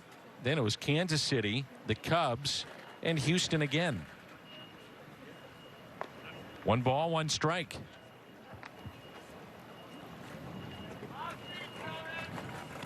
What did you find, Brad, pitching from the stretch, or if you're a starter and you were a starter in the minor leagues for the better part of that? So, you know, just dealing with pitching from the stretch as opposed to pitching from the wind. Yeah, well, I think it's a comfort thing for a lot of guys. And obviously Jake Woodford, I mean, he's comfortable out of the stretch. He did this last year as well, specifically out of the bullpen. But I found there were times where I had to slow myself down out of the stretch, especially with a runner on. I would get my body going, and my top half would be going before I was actually ready. So it should be easy, right? You think about it, oh, you pitch from the stretch. Well, a lot of times you're in a roll from the rotate or from the windup.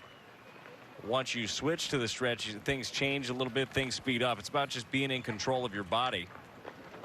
It's a 1-out walk, and that'll be it for Maldonado.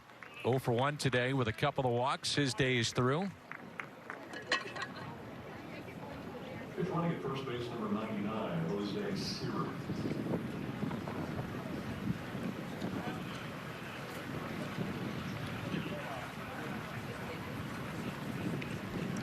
Jose Siri, the pinch runner for Maldonado. So the top of the lineup, and here is Leon. He was robbed by Lane Thomas. His first plate appearance with 2 runners on back in inning number 5.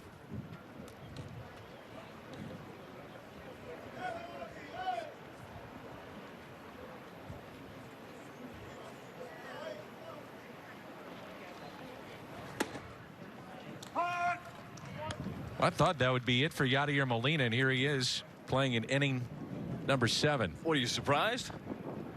This time I am. Normally when you say it, no, you expect him to play every game, every inning, it seems like. But spring training, I thought, well, had that last at bat and call it a day, but not so. The pickoff and safe at first.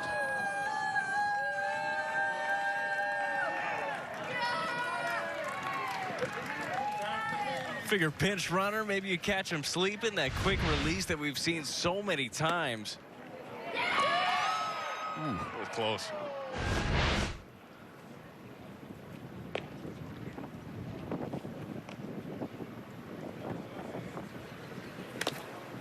And a foul ball.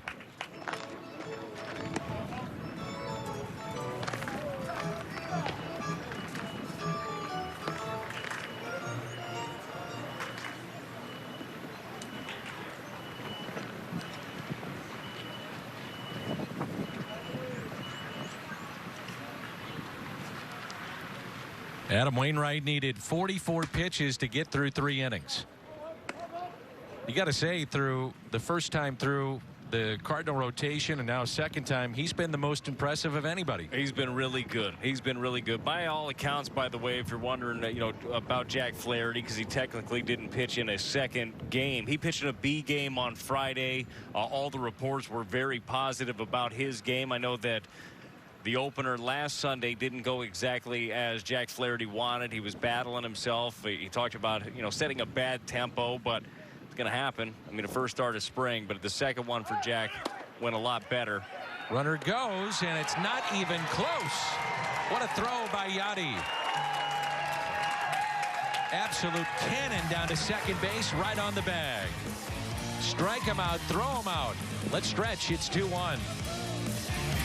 Well, this is fun. So here's the pickoff. Watch the runner's reaction. No, no, no, no. This is our Budweiser player of the game. He gave them a Tumbo wave. Yadi said, okay, go ahead. Try to go to second. Well, good luck. A cannon down to second base and got him stealing. I love this so much. That's awesome. So much. The game within the game, right? That was good. So go ahead. You're feeling froggy over there. Go ahead, try. That was fun. So here is Torres, who's the new pitcher for Houston. The Cardinals just a couple of hits today. Nolan Arenado at the plate. Now, if that's regular season play, that's the kind of thing that gets you going. For sure it is. And who knows, it might get you going even here.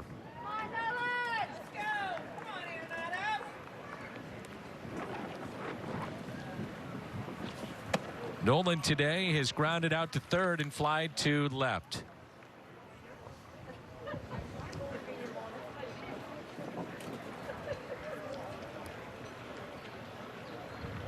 The 2-1 off the plate, 3-1. Carpenter on deck, and then we'll see Yadier Molina.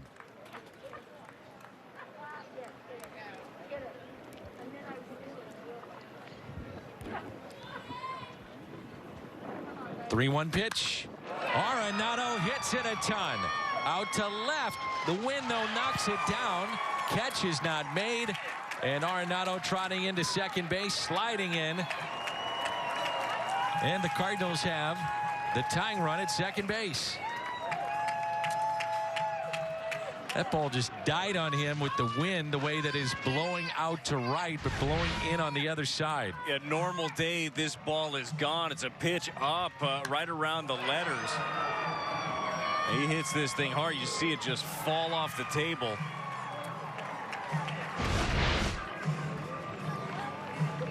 So the Cardinals now with the tying run at second base, wind blowing out to right, and here is Carpenter.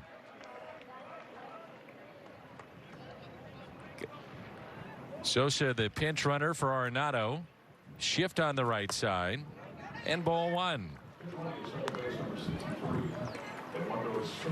Carpenter is flying to center, struck out. 0 for 2. See if Carpenter could find something he could just hook, get it into that wind stream.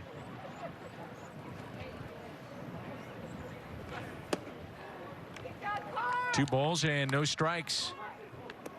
We did hear rumors. We did hear rumors this spring about batting gloves for Matt Carpenter at some point. He said he has some.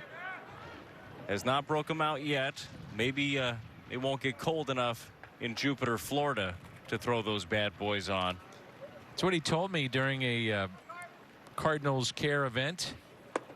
He said, yeah, I said, you're going to try to do some things differently this year. And he said, well, number one, traveling 90 minutes to and from the facility with the other guys that are in Major League Baseball. And we mentioned that earlier, but he said, I'm going to tell you something that I haven't told anybody. He said, I'm trying batting gloves. He said, in particular, early in the season, when you're at Wrigley or some of the colder spots that you may go play, and you come out of the warmth of Florida and you go to Wrigley or even St. Louis some nights, it's cold.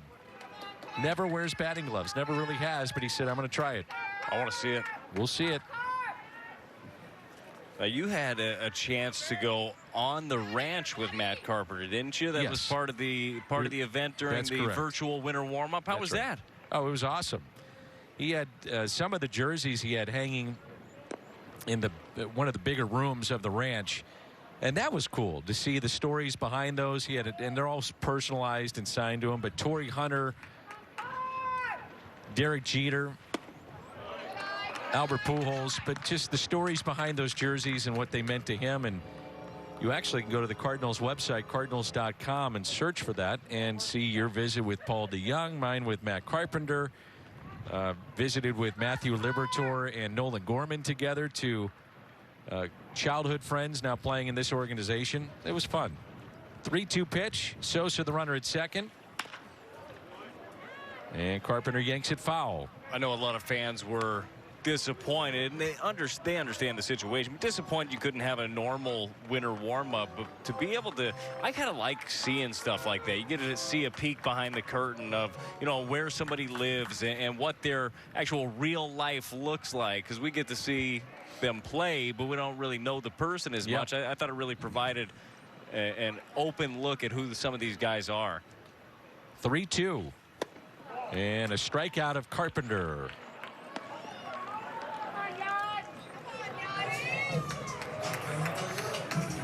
Brings in Molina with a runner at second. That's the tying run as we play here in the home half of the seventh. Torres, a 25-year-old from the Dominican. And here is Molina.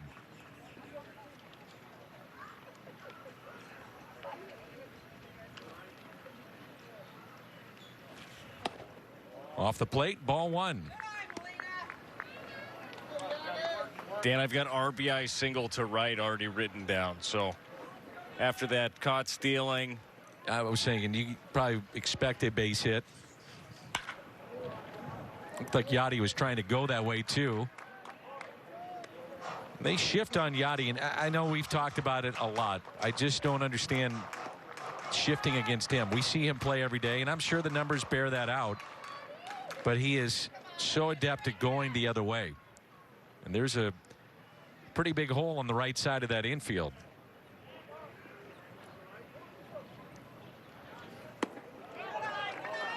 And then you pitch him down and away, and he's really good with that pitch of doing that, going the other way. Yeah, well, especially with the runner on second, right? As soon as somebody's in scoring position, he kind of shifts his gears a little bit. I do think that the shift works, particularly with nobody on. Yachty will get a little bit bigger, try to drive the baseball a little bit more, but he covers so well with runners in scoring position. Ball outside, 3-1. Yachty will turn 39 on the 13th of July.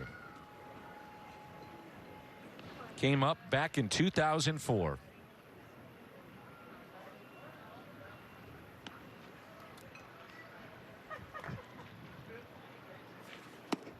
And he draws a walk.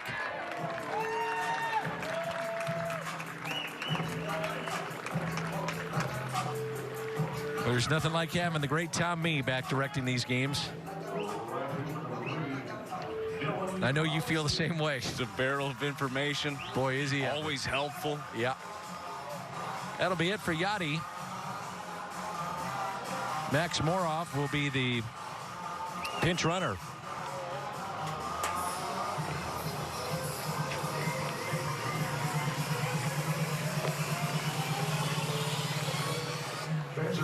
Tell you what, you bought a Molina jersey or a Wainwright jersey. You got some good wear out of that thing. Yeah. You're getting bang for your buck. By the way, Jim Hayes told me he went to the team store after he was visiting with Bill DeWitt III, and they've got the Arenado jerseys up, and I guess he was asking, you know, these must be going really well.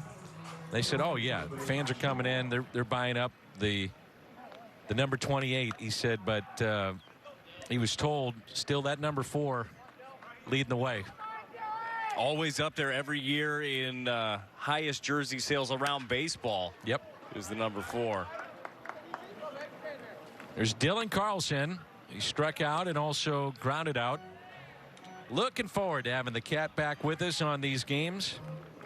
Done a really good job on the Zooms. Visiting with the players, the coaches, and today with Bill DeWitt III.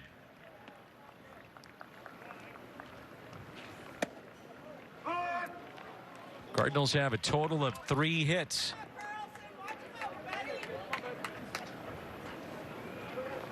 I got a feeling that this is a jersey that might be flying off the shelves here a bit in a few years. The number 3 Carlson.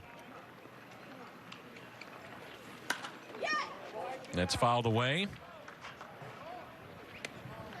No, you were looking for that 78 Torres. Right, hard to find at the Cardinal team store. Of course. But probably a hot seller at Minute Maid.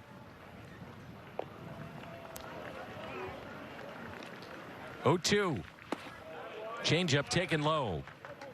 78 was my first number in spring training, so you kind of knew how that one was gonna end for me. And how did it end? Well, in AAA. Uh-huh. Great experience, though.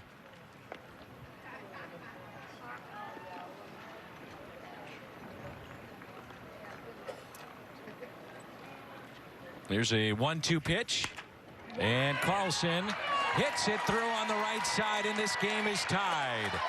Sosa will score. It's 2-2 on the base hit by Dylan Carlson.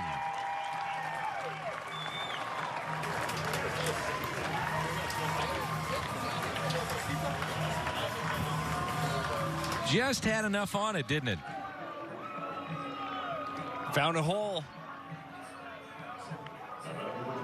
And Moroff winds up at third.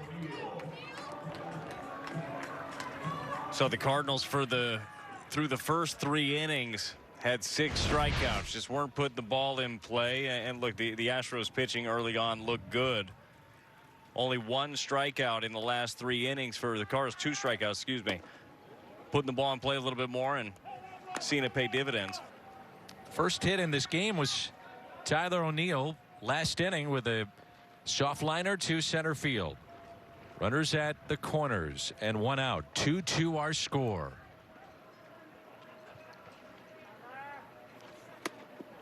And backs up. And he did go. 0-2 the count.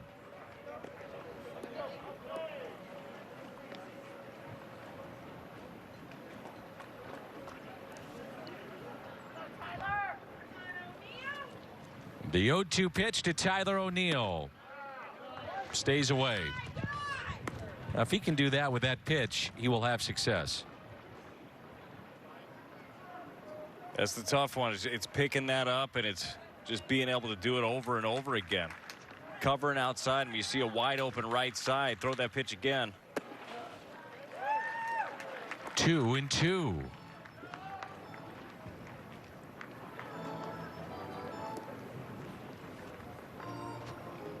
It's where that situational hitting comes in, Dan, right? We know that Tyler O'Neill's got the big-time power. If Torres makes a mistake, he can make him hurt for it, but a ground ball the other way does the job. O'Neill, fly ball, deep right, at the wall, gone! Tyler O'Neill, opposite field homer. 3-run shot, and he breaks open the 2-2 game.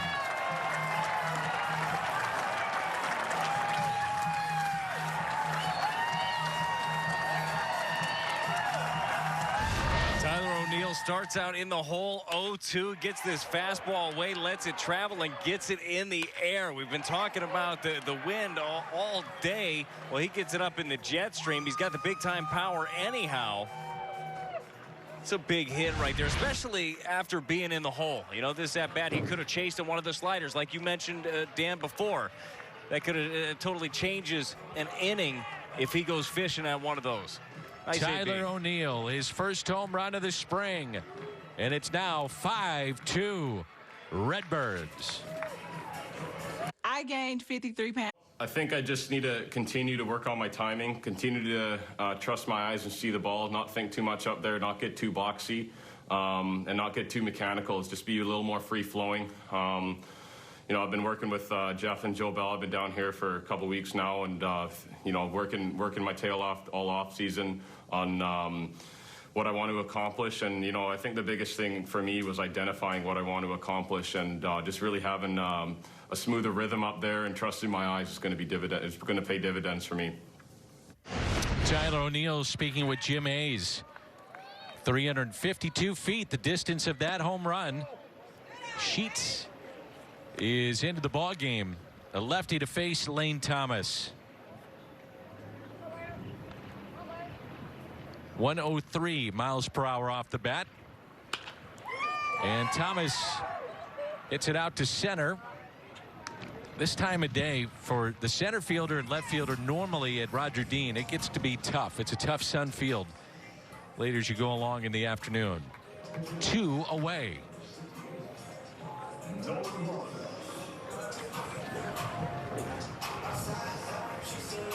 There's Nolan Gorman, and he has already made an impression at camp. Showed up early, got permission to do that. Brought a second baseman's glove, too. This is the kind of guy that gets one up in the wind, it is gone. Yeah, he might end up hitting it off the offices out there in right field. And you got to love that. You got to love the fact that he wanted to come early.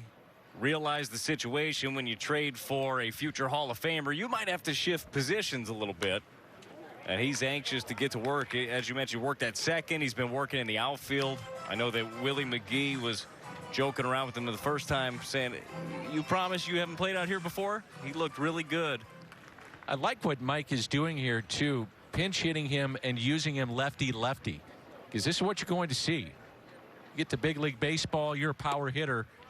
You're going to face a lot of lefties and late in games. And that's something that he did at Springfield, facing Zach Thompson, facing Matthew Liberatore, those tough lefties.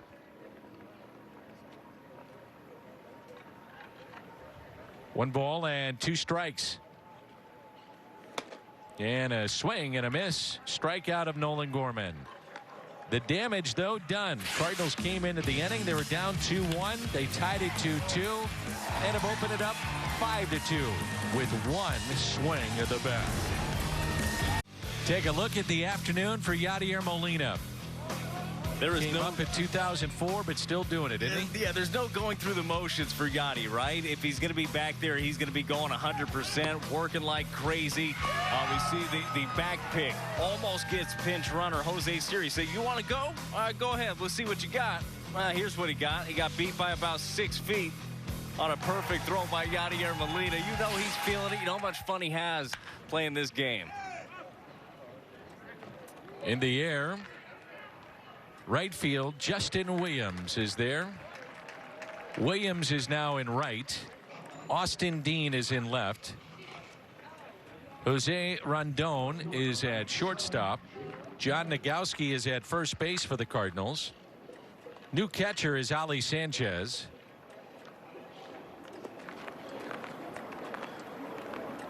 Jake Woodford still on the mound.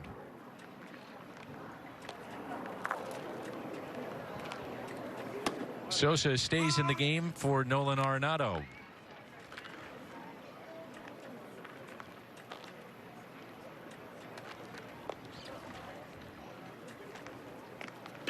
Moroff is at second base. Ground ball left side. Rondon just got him by a step. And the first two retired. Kessinger and Myers here in the 8th inning. You really like to see that too. You got a little momentum swinging back your way. Woodford not messing around, going right after the opposition. Aledmys Diaz grounded out to short. First time up, takes a ball inside. Riley Farrell, right-handed pitcher, getting loose for the Astros in their pen.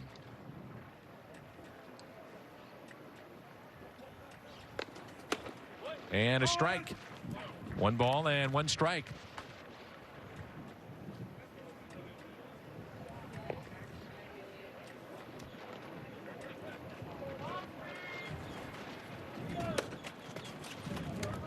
Two balls, 1 strike.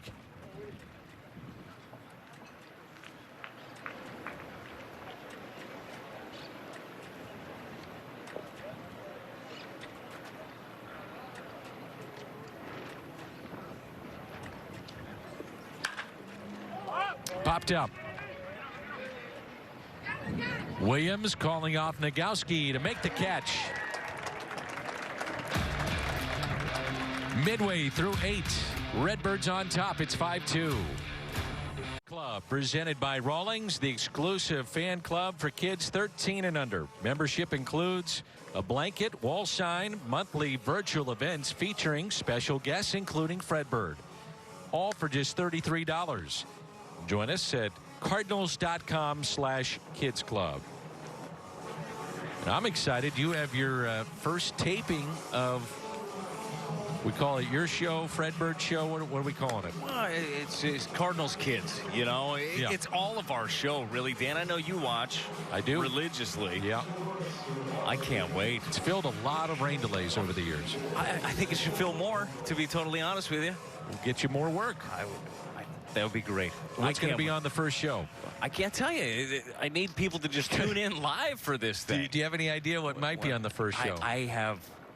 Yes, I know exactly. Do you? It's going to be a big reunion. It's been so long. Give me a little hint. Look, just know this. We've been longing to hang out together, and we'll show you that over a half hour how much we've missed each other. That's great. Yeah. We're like best friends, but we've stayed socially distant. Rondon takes a ball high. How about his work? Friendship with Fredbird like a weird thing to you? No, I started to think about his work last year during the 2020 season. Worked hard for his money. Yes, he did. And what was your favorite thing that he did? Because you had me laughing at home as I was watching him iron clothes, and you were busting up in the booth. That was the one that caught me because I didn't know where this thing was going. And so for fans that don't know, it was like the 4th inning. We would have a specific promo for one of our great sponsors of Cardinals baseball, McDonald's. And so they would go to Fredbird in Big Mac Land, and we'd read the McDonald's copy. And so I had not really been paying attention. All of a sudden, I look up on the screen, and there he is in a dress and various things and ironing. And I just thought it was interesting. It just caught me off guard, and I got the giggles. It made me happy at home. It was funny. And then he did a theme for every game. The Fred Ross was pretty good, though. That was good, and Harrison Bader ended up hitting his picture. It's incredible. I believe he did Tiger King. He did. That was good. Homeschooling, I recall. He did homeschooling. Didn't he bring a pool out there as well? Yep. A lot going on out there. The sewing. He had cooking one night. And I did speak to Fred Bird. Now, he doesn't. He's not a big talker. He can acknowledge you. Yeah. And I said, did nature call at that point in time? And it was the last game of the season. And it was the only time that he was not up there. And this is Justin Williams. And sure enough, Harrison Bader hits his painting. Did he answer you? The painting. I said, did nature call? And he confirmed it. Yeah. Yeah. You should have seen the windshield on Clark Street.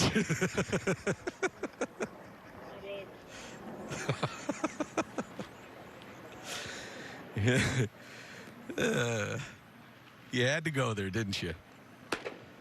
2-0 on Justin Williams. Like you said, when nature calls, Dan, well, is what it is. But it was amazing. It was amazing because every time that you would mention it, he'd be out there doing something. Yeah. You were talking about it, and he wasn't near his painting. Now, do you have confirmation? Did Harrison take that home with him, or? So this is bad. I did speak to Harrison last week, and I asked him about it, and he said he loved the moment. He loved the call. He said, we need more energy like that, the way you guys were going nuts over it. He did. That's what he said. I said, do you know who has the painting? And he does not. He does not have the painting. Now, I don't know if the Cardinals, and I'm sure I'll get a text, if the Cardinals Hall of Fame got it or Fred Bird still has it. Fred Bird does have a personal collection in his nest. I mean, that's not the first thing he's painted. Right. So I'm sure you haven't been invited over, but I did ask him, and I forgot what he said. I need to recall that. Here's a 3-1 pitch with a runner at first. And it's hit out of play. But that was an I mean, of all things, and he probably would have been acting like he's painting, so he would have taken it on his backside. Oh, it would have hit him. It would have squared him up. Yeah. In the upper deck of Busch Stadium. That was a fun moment. It was great. Of the oddities and the weirdness of the 2020 season, but he made it fun. 3-2 pitch, taken high, and that's a walk.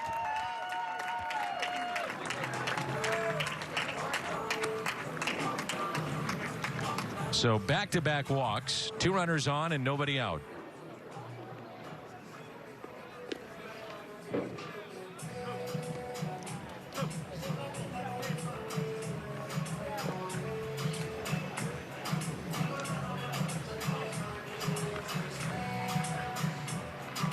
Brett Strom out to visit, the pitching coach with the Astros. It's a one-sided conversation, but I'm sure it's about calm down, slow it down. You could just tell with his demeanor. You know, Farrell, I mean, he's trying to make a good impression here. I know that these are games we look at as the 8th inning of a spring training game. Things are winding down, and we're looking forward already to April 1st against the Reds. But for him, I mean, for Farrell, I mean, this is the opportunity that you get to make an impression. So you try to be too fine sometimes. You try to be, do a little bit too much. So Brent Strom trying to slow him down. You always realize in a spot like this, you're one pitch away from a couple of outs. Seth Elledge throwing in the Cardinals pen. Sosa had already squared to bunt. We'll see if he indeed does want to do that. Cardinals up by 3 here in the bottom of the 8th. Sosa is out of options, so this is a camp that he would have to break with the Cardinals, with the big club. Pulls away, takes a ball. And I'm sure, Brad, you well know when you are pitching up in the zone, a lot of times you're rushing, mechanics a little bit out of whack, and that's what we're seeing here maybe. Yeah, just speeding to the plate, and sometimes you just got to realize, let your arm do the work instead of your whole body. You get antsy and you want to jump. Corners are in, and the 1-0. Sosa was going to swing there, and that pitch taken high. Well, he's got himself a good opportunity to drive a baseball here. Farrell's missing up in the zone. In command of the count now.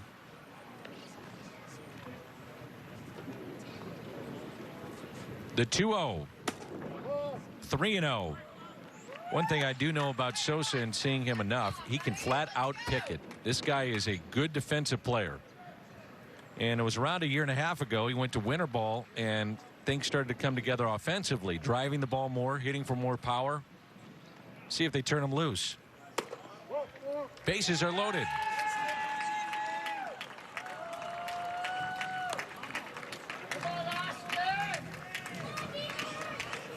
Our guys never miss a beat. Last season, September 27th,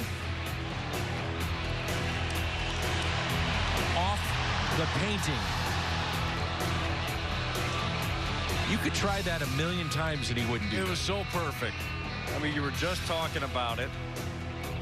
Fred Ross had some happy trees in that painting. Oh, that was awesome. Here's Austin Dean with the bases loaded. And again, a pitch high. This might be one of those rollover innings, too. You don't know if someone's getting loose or not, but what they've been doing in spring training, if you haven't been able to watch some of our games or pay much attention to it, they will roll over an inning. Just call the inning, pitch count gets high, and it doesn't matter what the situation is. Could have bases loaded, wouldn't matter. Just pull them out of the game. We've even had where starters like KK the other day getting roughed up in the first, and instead of throwing down in the bullpen, he comes out of the game and then starts a clean inning. I think the Cardinals have had that 3 times, actually, the first time around. Yeah. Jack Flaherty had one rolled over on him, as did Carlos. That is driven off the bat of Dean into right center, and it's down. Cut off at the track. 2 runs are in. They run through the stop sign, play at the plate, and a 3rd run is in. Austin Dean clears them. Sosa ran right through the sign. And that makes it an 8-2 Cardinal lead. Hi, Debbie. Well, after 3 straight walks, you know that Dean, I mean, he's looking for a pitch. It's got to be dead red. It's got to be perfect. He said, I'm not going to walk my way onto this team. I got to be able to drive the baseball a little bit. Does so the other way.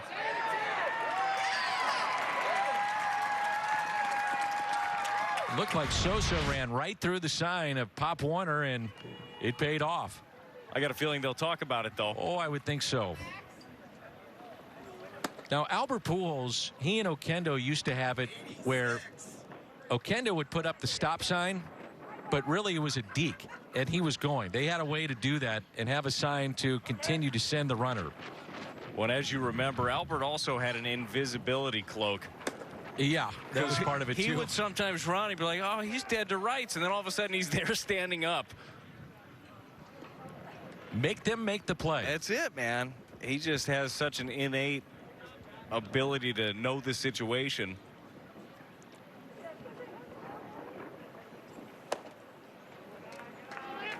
Max Moroff. 2 balls and 1 strike. And Farrell having trouble finding the strike zone here.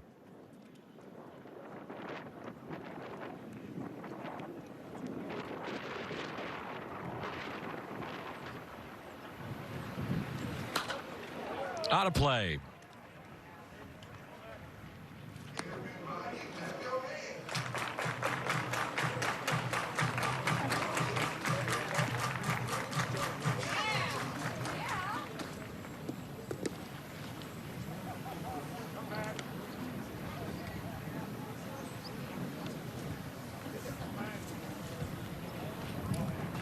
The 2-2 in the dirt.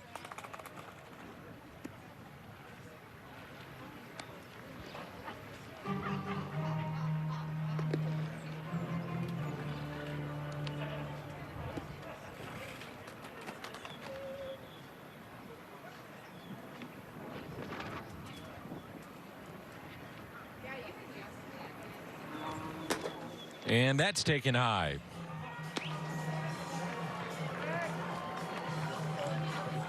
And that'll be it. They're going to roll over the inning, and that will be it for the bottom of the 8th. We head to the 9th. Austin Dean. Bases clearing double. Cardinals on top. Hey, a reminder, our next spring training game will be Friday night. Cardinals and the Astros again. And note the start time and note the channel. Will be on Fox Sports Midwest Plus, and will come your way at 5. So it's one of those night games that we'll be bringing you. And it's brought to you by Mid-America Chevy. Blues also have a game that night, so busy night of sports. Seth Elledge is in, the 6'3" right-hander out of Dallas, Texas. He'll turn 25 in mid-May. And a fastball in there for a strike. Made 12 appearances for the Major League Club a year ago. His debut was an impressive one also against the White Sox. He comes in, punches out 5 and 2+. He was amped up, to say the least, in that appearance. I'm sure, and it was, everybody's amped up about your Major League debut, right? But his happens in an interesting circumstance. You have nobody in the stands, and it also came directly after 4 home runs in a row. That was Roel Ramirez, you know, had his debut, didn't go exactly as he planned. And Seth Elledge came in and kind of shut the door. And what he showed to me, which was really impressive, was such a good feel for his breaking ball. Being able to throw that thing in for strike, throw it for chase as well. I know that Seth this spring is also trying to work on a changeup a little bit, wanting to get that 3rd pitch in. The 2-1 pitch. 3-1. Did pick up a win last year, his first Major League win against the Reds. Cardinals rallied for their first walk-off win of the season. That was 5-4. That was his 3rd career appearance and first ever at Busch Stadium, and he picked up a win. 3-1 pitch. And he just missed. So a leadoff walk.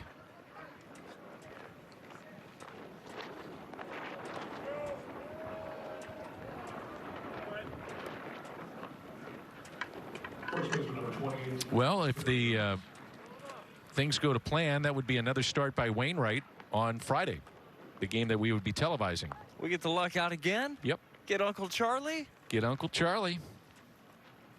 See him on Friday. And there's a strike. Yeah, he has looked so good. Just a couple outings so far, but a guy that knows himself very, very well.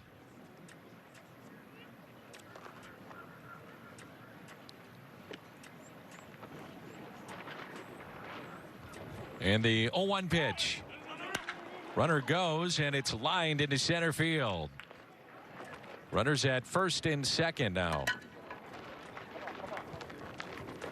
Hung that breaking ball.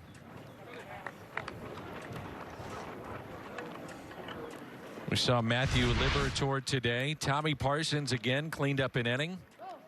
Hanging breaking ball there for the base hit to center. They kind of just saw it pop right up out of the hands of Seth Elledge. That's one as a hitter. You see that. If you see it kind of come up a little bit, see the hump in it, it's a lot easier to pick up. Runners at first and second. First pitch is popped up. On the infield flies. Sosa is there to make the catch and the first out.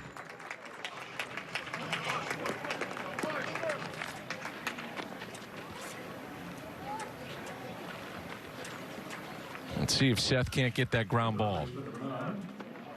I'll be interested specifically to hear about the report on Miles Mikolas today, because that's a game changer. If he's okay and you can start sliding him into some starts, then you pencil him in your rotation. If not, then you start looking at maybe a John Gant, Johan Oviedo, Alex Reyes. It seems like they prefer him in the bullpen. We'll see. Yeah, a lot of things change, though, and I wonder if your hand gets forced a little bit more, if in fact it's 2 spots that you're fighting for in the rotation. And you're right, it's going to be pivotal if Mikolas isn't. We don't get great news out of him today. Hopefully everything is fine. But all of a sudden you keep pulling some pieces out of your pen, trying to fix a rotation. Good play by Sanchez behind the plate. 2 balls and no strikes. Cardinals do have Heineman. They've got Sanchez. They've got Kisner, all potentially to be the backup to Yachty this year. Both Heineman and Sanchez with major league experience, obviously Kisner as well. Kind of changes things a little bit too. If your thought process would be, all right, we'll see, give Kisner some regular at bats in AAA. Well, AAA's pushed back a month, so it's not like it helps him a ton. I mean, you'd stay in spring training. On the outside looking in, I mean, I would look and say that Kisner's probably got a leg up right now in the competition, but who knows? I mean, things could change. But I'm with you. Now with the schedule change for sure, maybe it's beneficial to be with the big league club. I would think so. A 3-0 pitch, and the bases are loaded. A couple of walks by Elledge. And Sanchez out to visit, and so is Mike Maddox. Seth Elledge just getting a little bit rotational, getting a little side to side, getting around some pitches instead of on top of them. It's a quick adjustment, and it's a slight adjustment, but when you're in the moment, when you're battling with runners on, you tend to speed up a little bit. So take our fans behind the scenes a little bit with an Adam Wainwright. So he pitches today, and he might be a little bit different than others because he's been around the block, but what's this next few days like for him in a spring training, getting ready for the next start, which we would assume would be on Friday? Yeah, it's very similar to the regular season when it comes to the routine. I mean, he's going to have his different workout days. He'll have a lower body day, an upper body day. There's arm maintenance each day. Adam likes to get off the mound a couple of times, too, during the in-between starts. Very light. Adam's really good at that, too, the touch and feel off the mound, as opposed to a guy like me. Every time I got on the mound, I just felt like I had to be winging it up there. He has a good feel for things, but he'll put in his work just like it was the regular season, get all the workouts, the arm maintenance, the cardio in, and he'll be ready to rock and roll again on Friday. I mean, that is, we watch the product, but we don't see how it's built oftentimes. That's the hard part of being a starter. The hard part is building yourself up, getting ready to lengthen out, to stretch out, give you multiple innings. There's a lot of work that goes into that, and Adam Wainwright over the years, he's figured out, and he's had this shift, you know, what his routine looks like, but he's figured out what works for him. 0-1 pitch. Pulled that a little too far to the left, and it's 1 ball and 1 strike. How much were you guys tested initially in spring training? And I'm not talking about cardio, and maybe that was part of it, but strength test, where your arm is, or is it just by going to do bullpens and they kind of looked at you and said, okay, yeah, he's been doing his work? You kind of had a little bit of everything, right? You go through some testing during the physicals, and certainly all of these things have changed drastically over the last decade of how much they test all of your strength. But you would have strength tests at the end of the season, then they test you again when you came into spring to kind of see where you're at, if you've lost you know, any strength, if you've gained in certain areas. And the team over there, the strength team and the medical team for the Cardinals do such a good job of just keeping an eye on every one of their guys and kind of having an individualized process for everybody, because not everybody needs the same things. Everybody kind of needs something tailor-made to them. But you would always, they'd keep an eye on it. It wouldn't just be show up and see what you got. Yeah. This is Siri at the plate, and he was the runner gunned down by Molina after he peeked back at Molina on a pickoff and gave him the Matumbo like, Well, Yachty said go ahead and run. He did, and it was a strike him out, throw him out, double play to end an inning. That was my favorite moment of the game, and it's not close. I loved it. It's fun. 3 balls, 1 strike on Siri. Missed in. And so the bases loaded walk. Cardinals do have a right-hander throwing in the pen. That makes it an 8-3 game. And that's Jesus Cruz. Pitch count at 17 now for Elledge.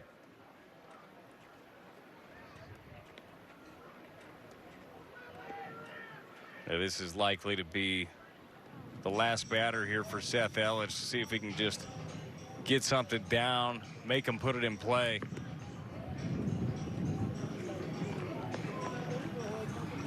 And that's going to be it. Mike Schilt going out to get Elledge.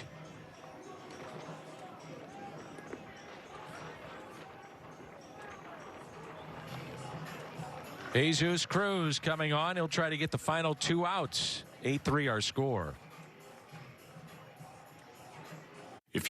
Jesus Cruz in on relief of Seth Elledge, who was battling himself, fighting himself command-wise here, but Cruz gets an opportunity to shut this thing out. 1 out in the top of the 9th, bases loaded. So Cruz on, bases loaded, 1 out, and you know he does not want to see that tying run come to the plate. These are those type of situations that you never, as a team, you don't want to find yourself in it. You'd love to just have that 1, 2, 3, 9th. But as an individual for Cruz here, it's a great opportunity to see what he can get out of. So 1 out, and the first pitch taken up and in for a ball.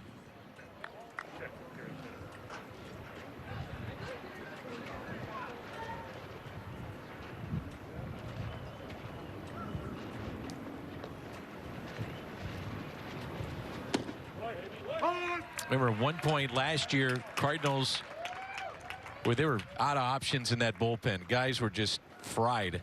And Jesus Cruz kept on taking the ball. I don't remember that game, but he kept going and going and going. And by the end of it, he was throwing about 75 miles an hour. Hey, he was but done. He did it, right? Yep. Good pitch. Check swing. Did not go. It is a 4-man umpiring crew today. Sometimes you don't always have that in spring training. Many times it's just 3 men. 2 balls and 1 strike.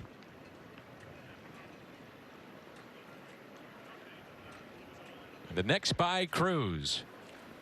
Up and in.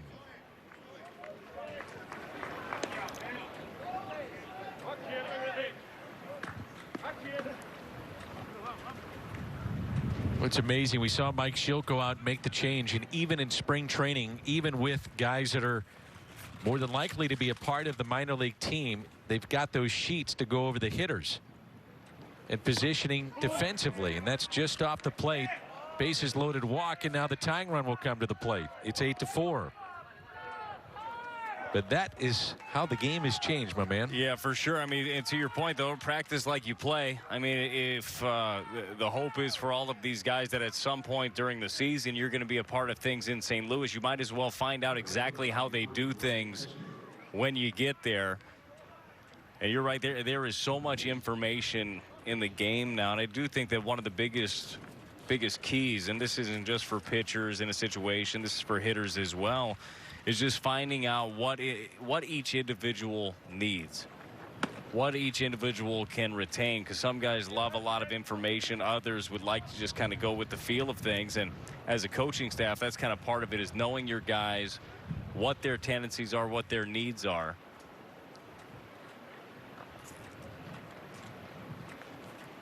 Here's Kessinger.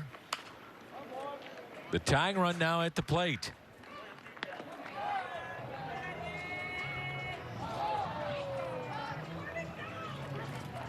One ball and 1 strike.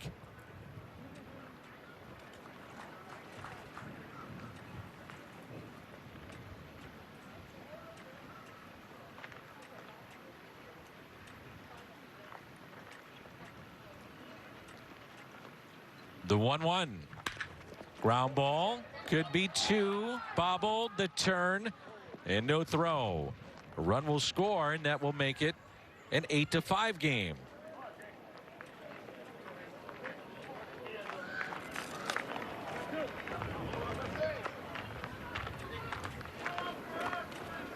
Not sure they would have gotten 2s. Not hit all that hard, but still the bobble cost them the potential of that double play. It would have been bang bang if it was clean, but and this is one of those innings. So when you walk a bunch of guys in an inning, when people are all around the strike zone, sometimes your infielders end up being on their heels a little bit. Yep. The ball's put in play. A lot of times you see this all the time. Just don't have that clean play after a long inning. Here is Myers with runners at the corners. Cardinals 1 out away as they try to even up their spring training mark. If they can hold on, they would go to 2, 2, and 2. Astros came into play 2-4 this year.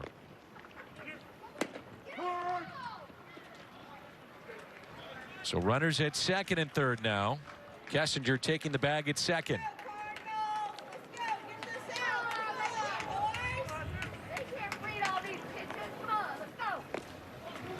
One ball and one strike.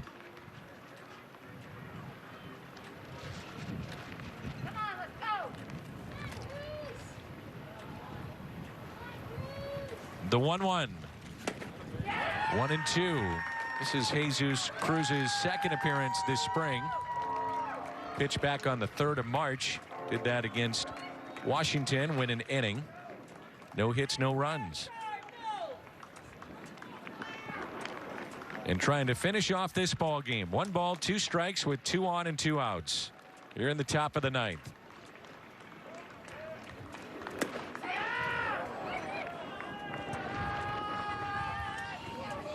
Two and two.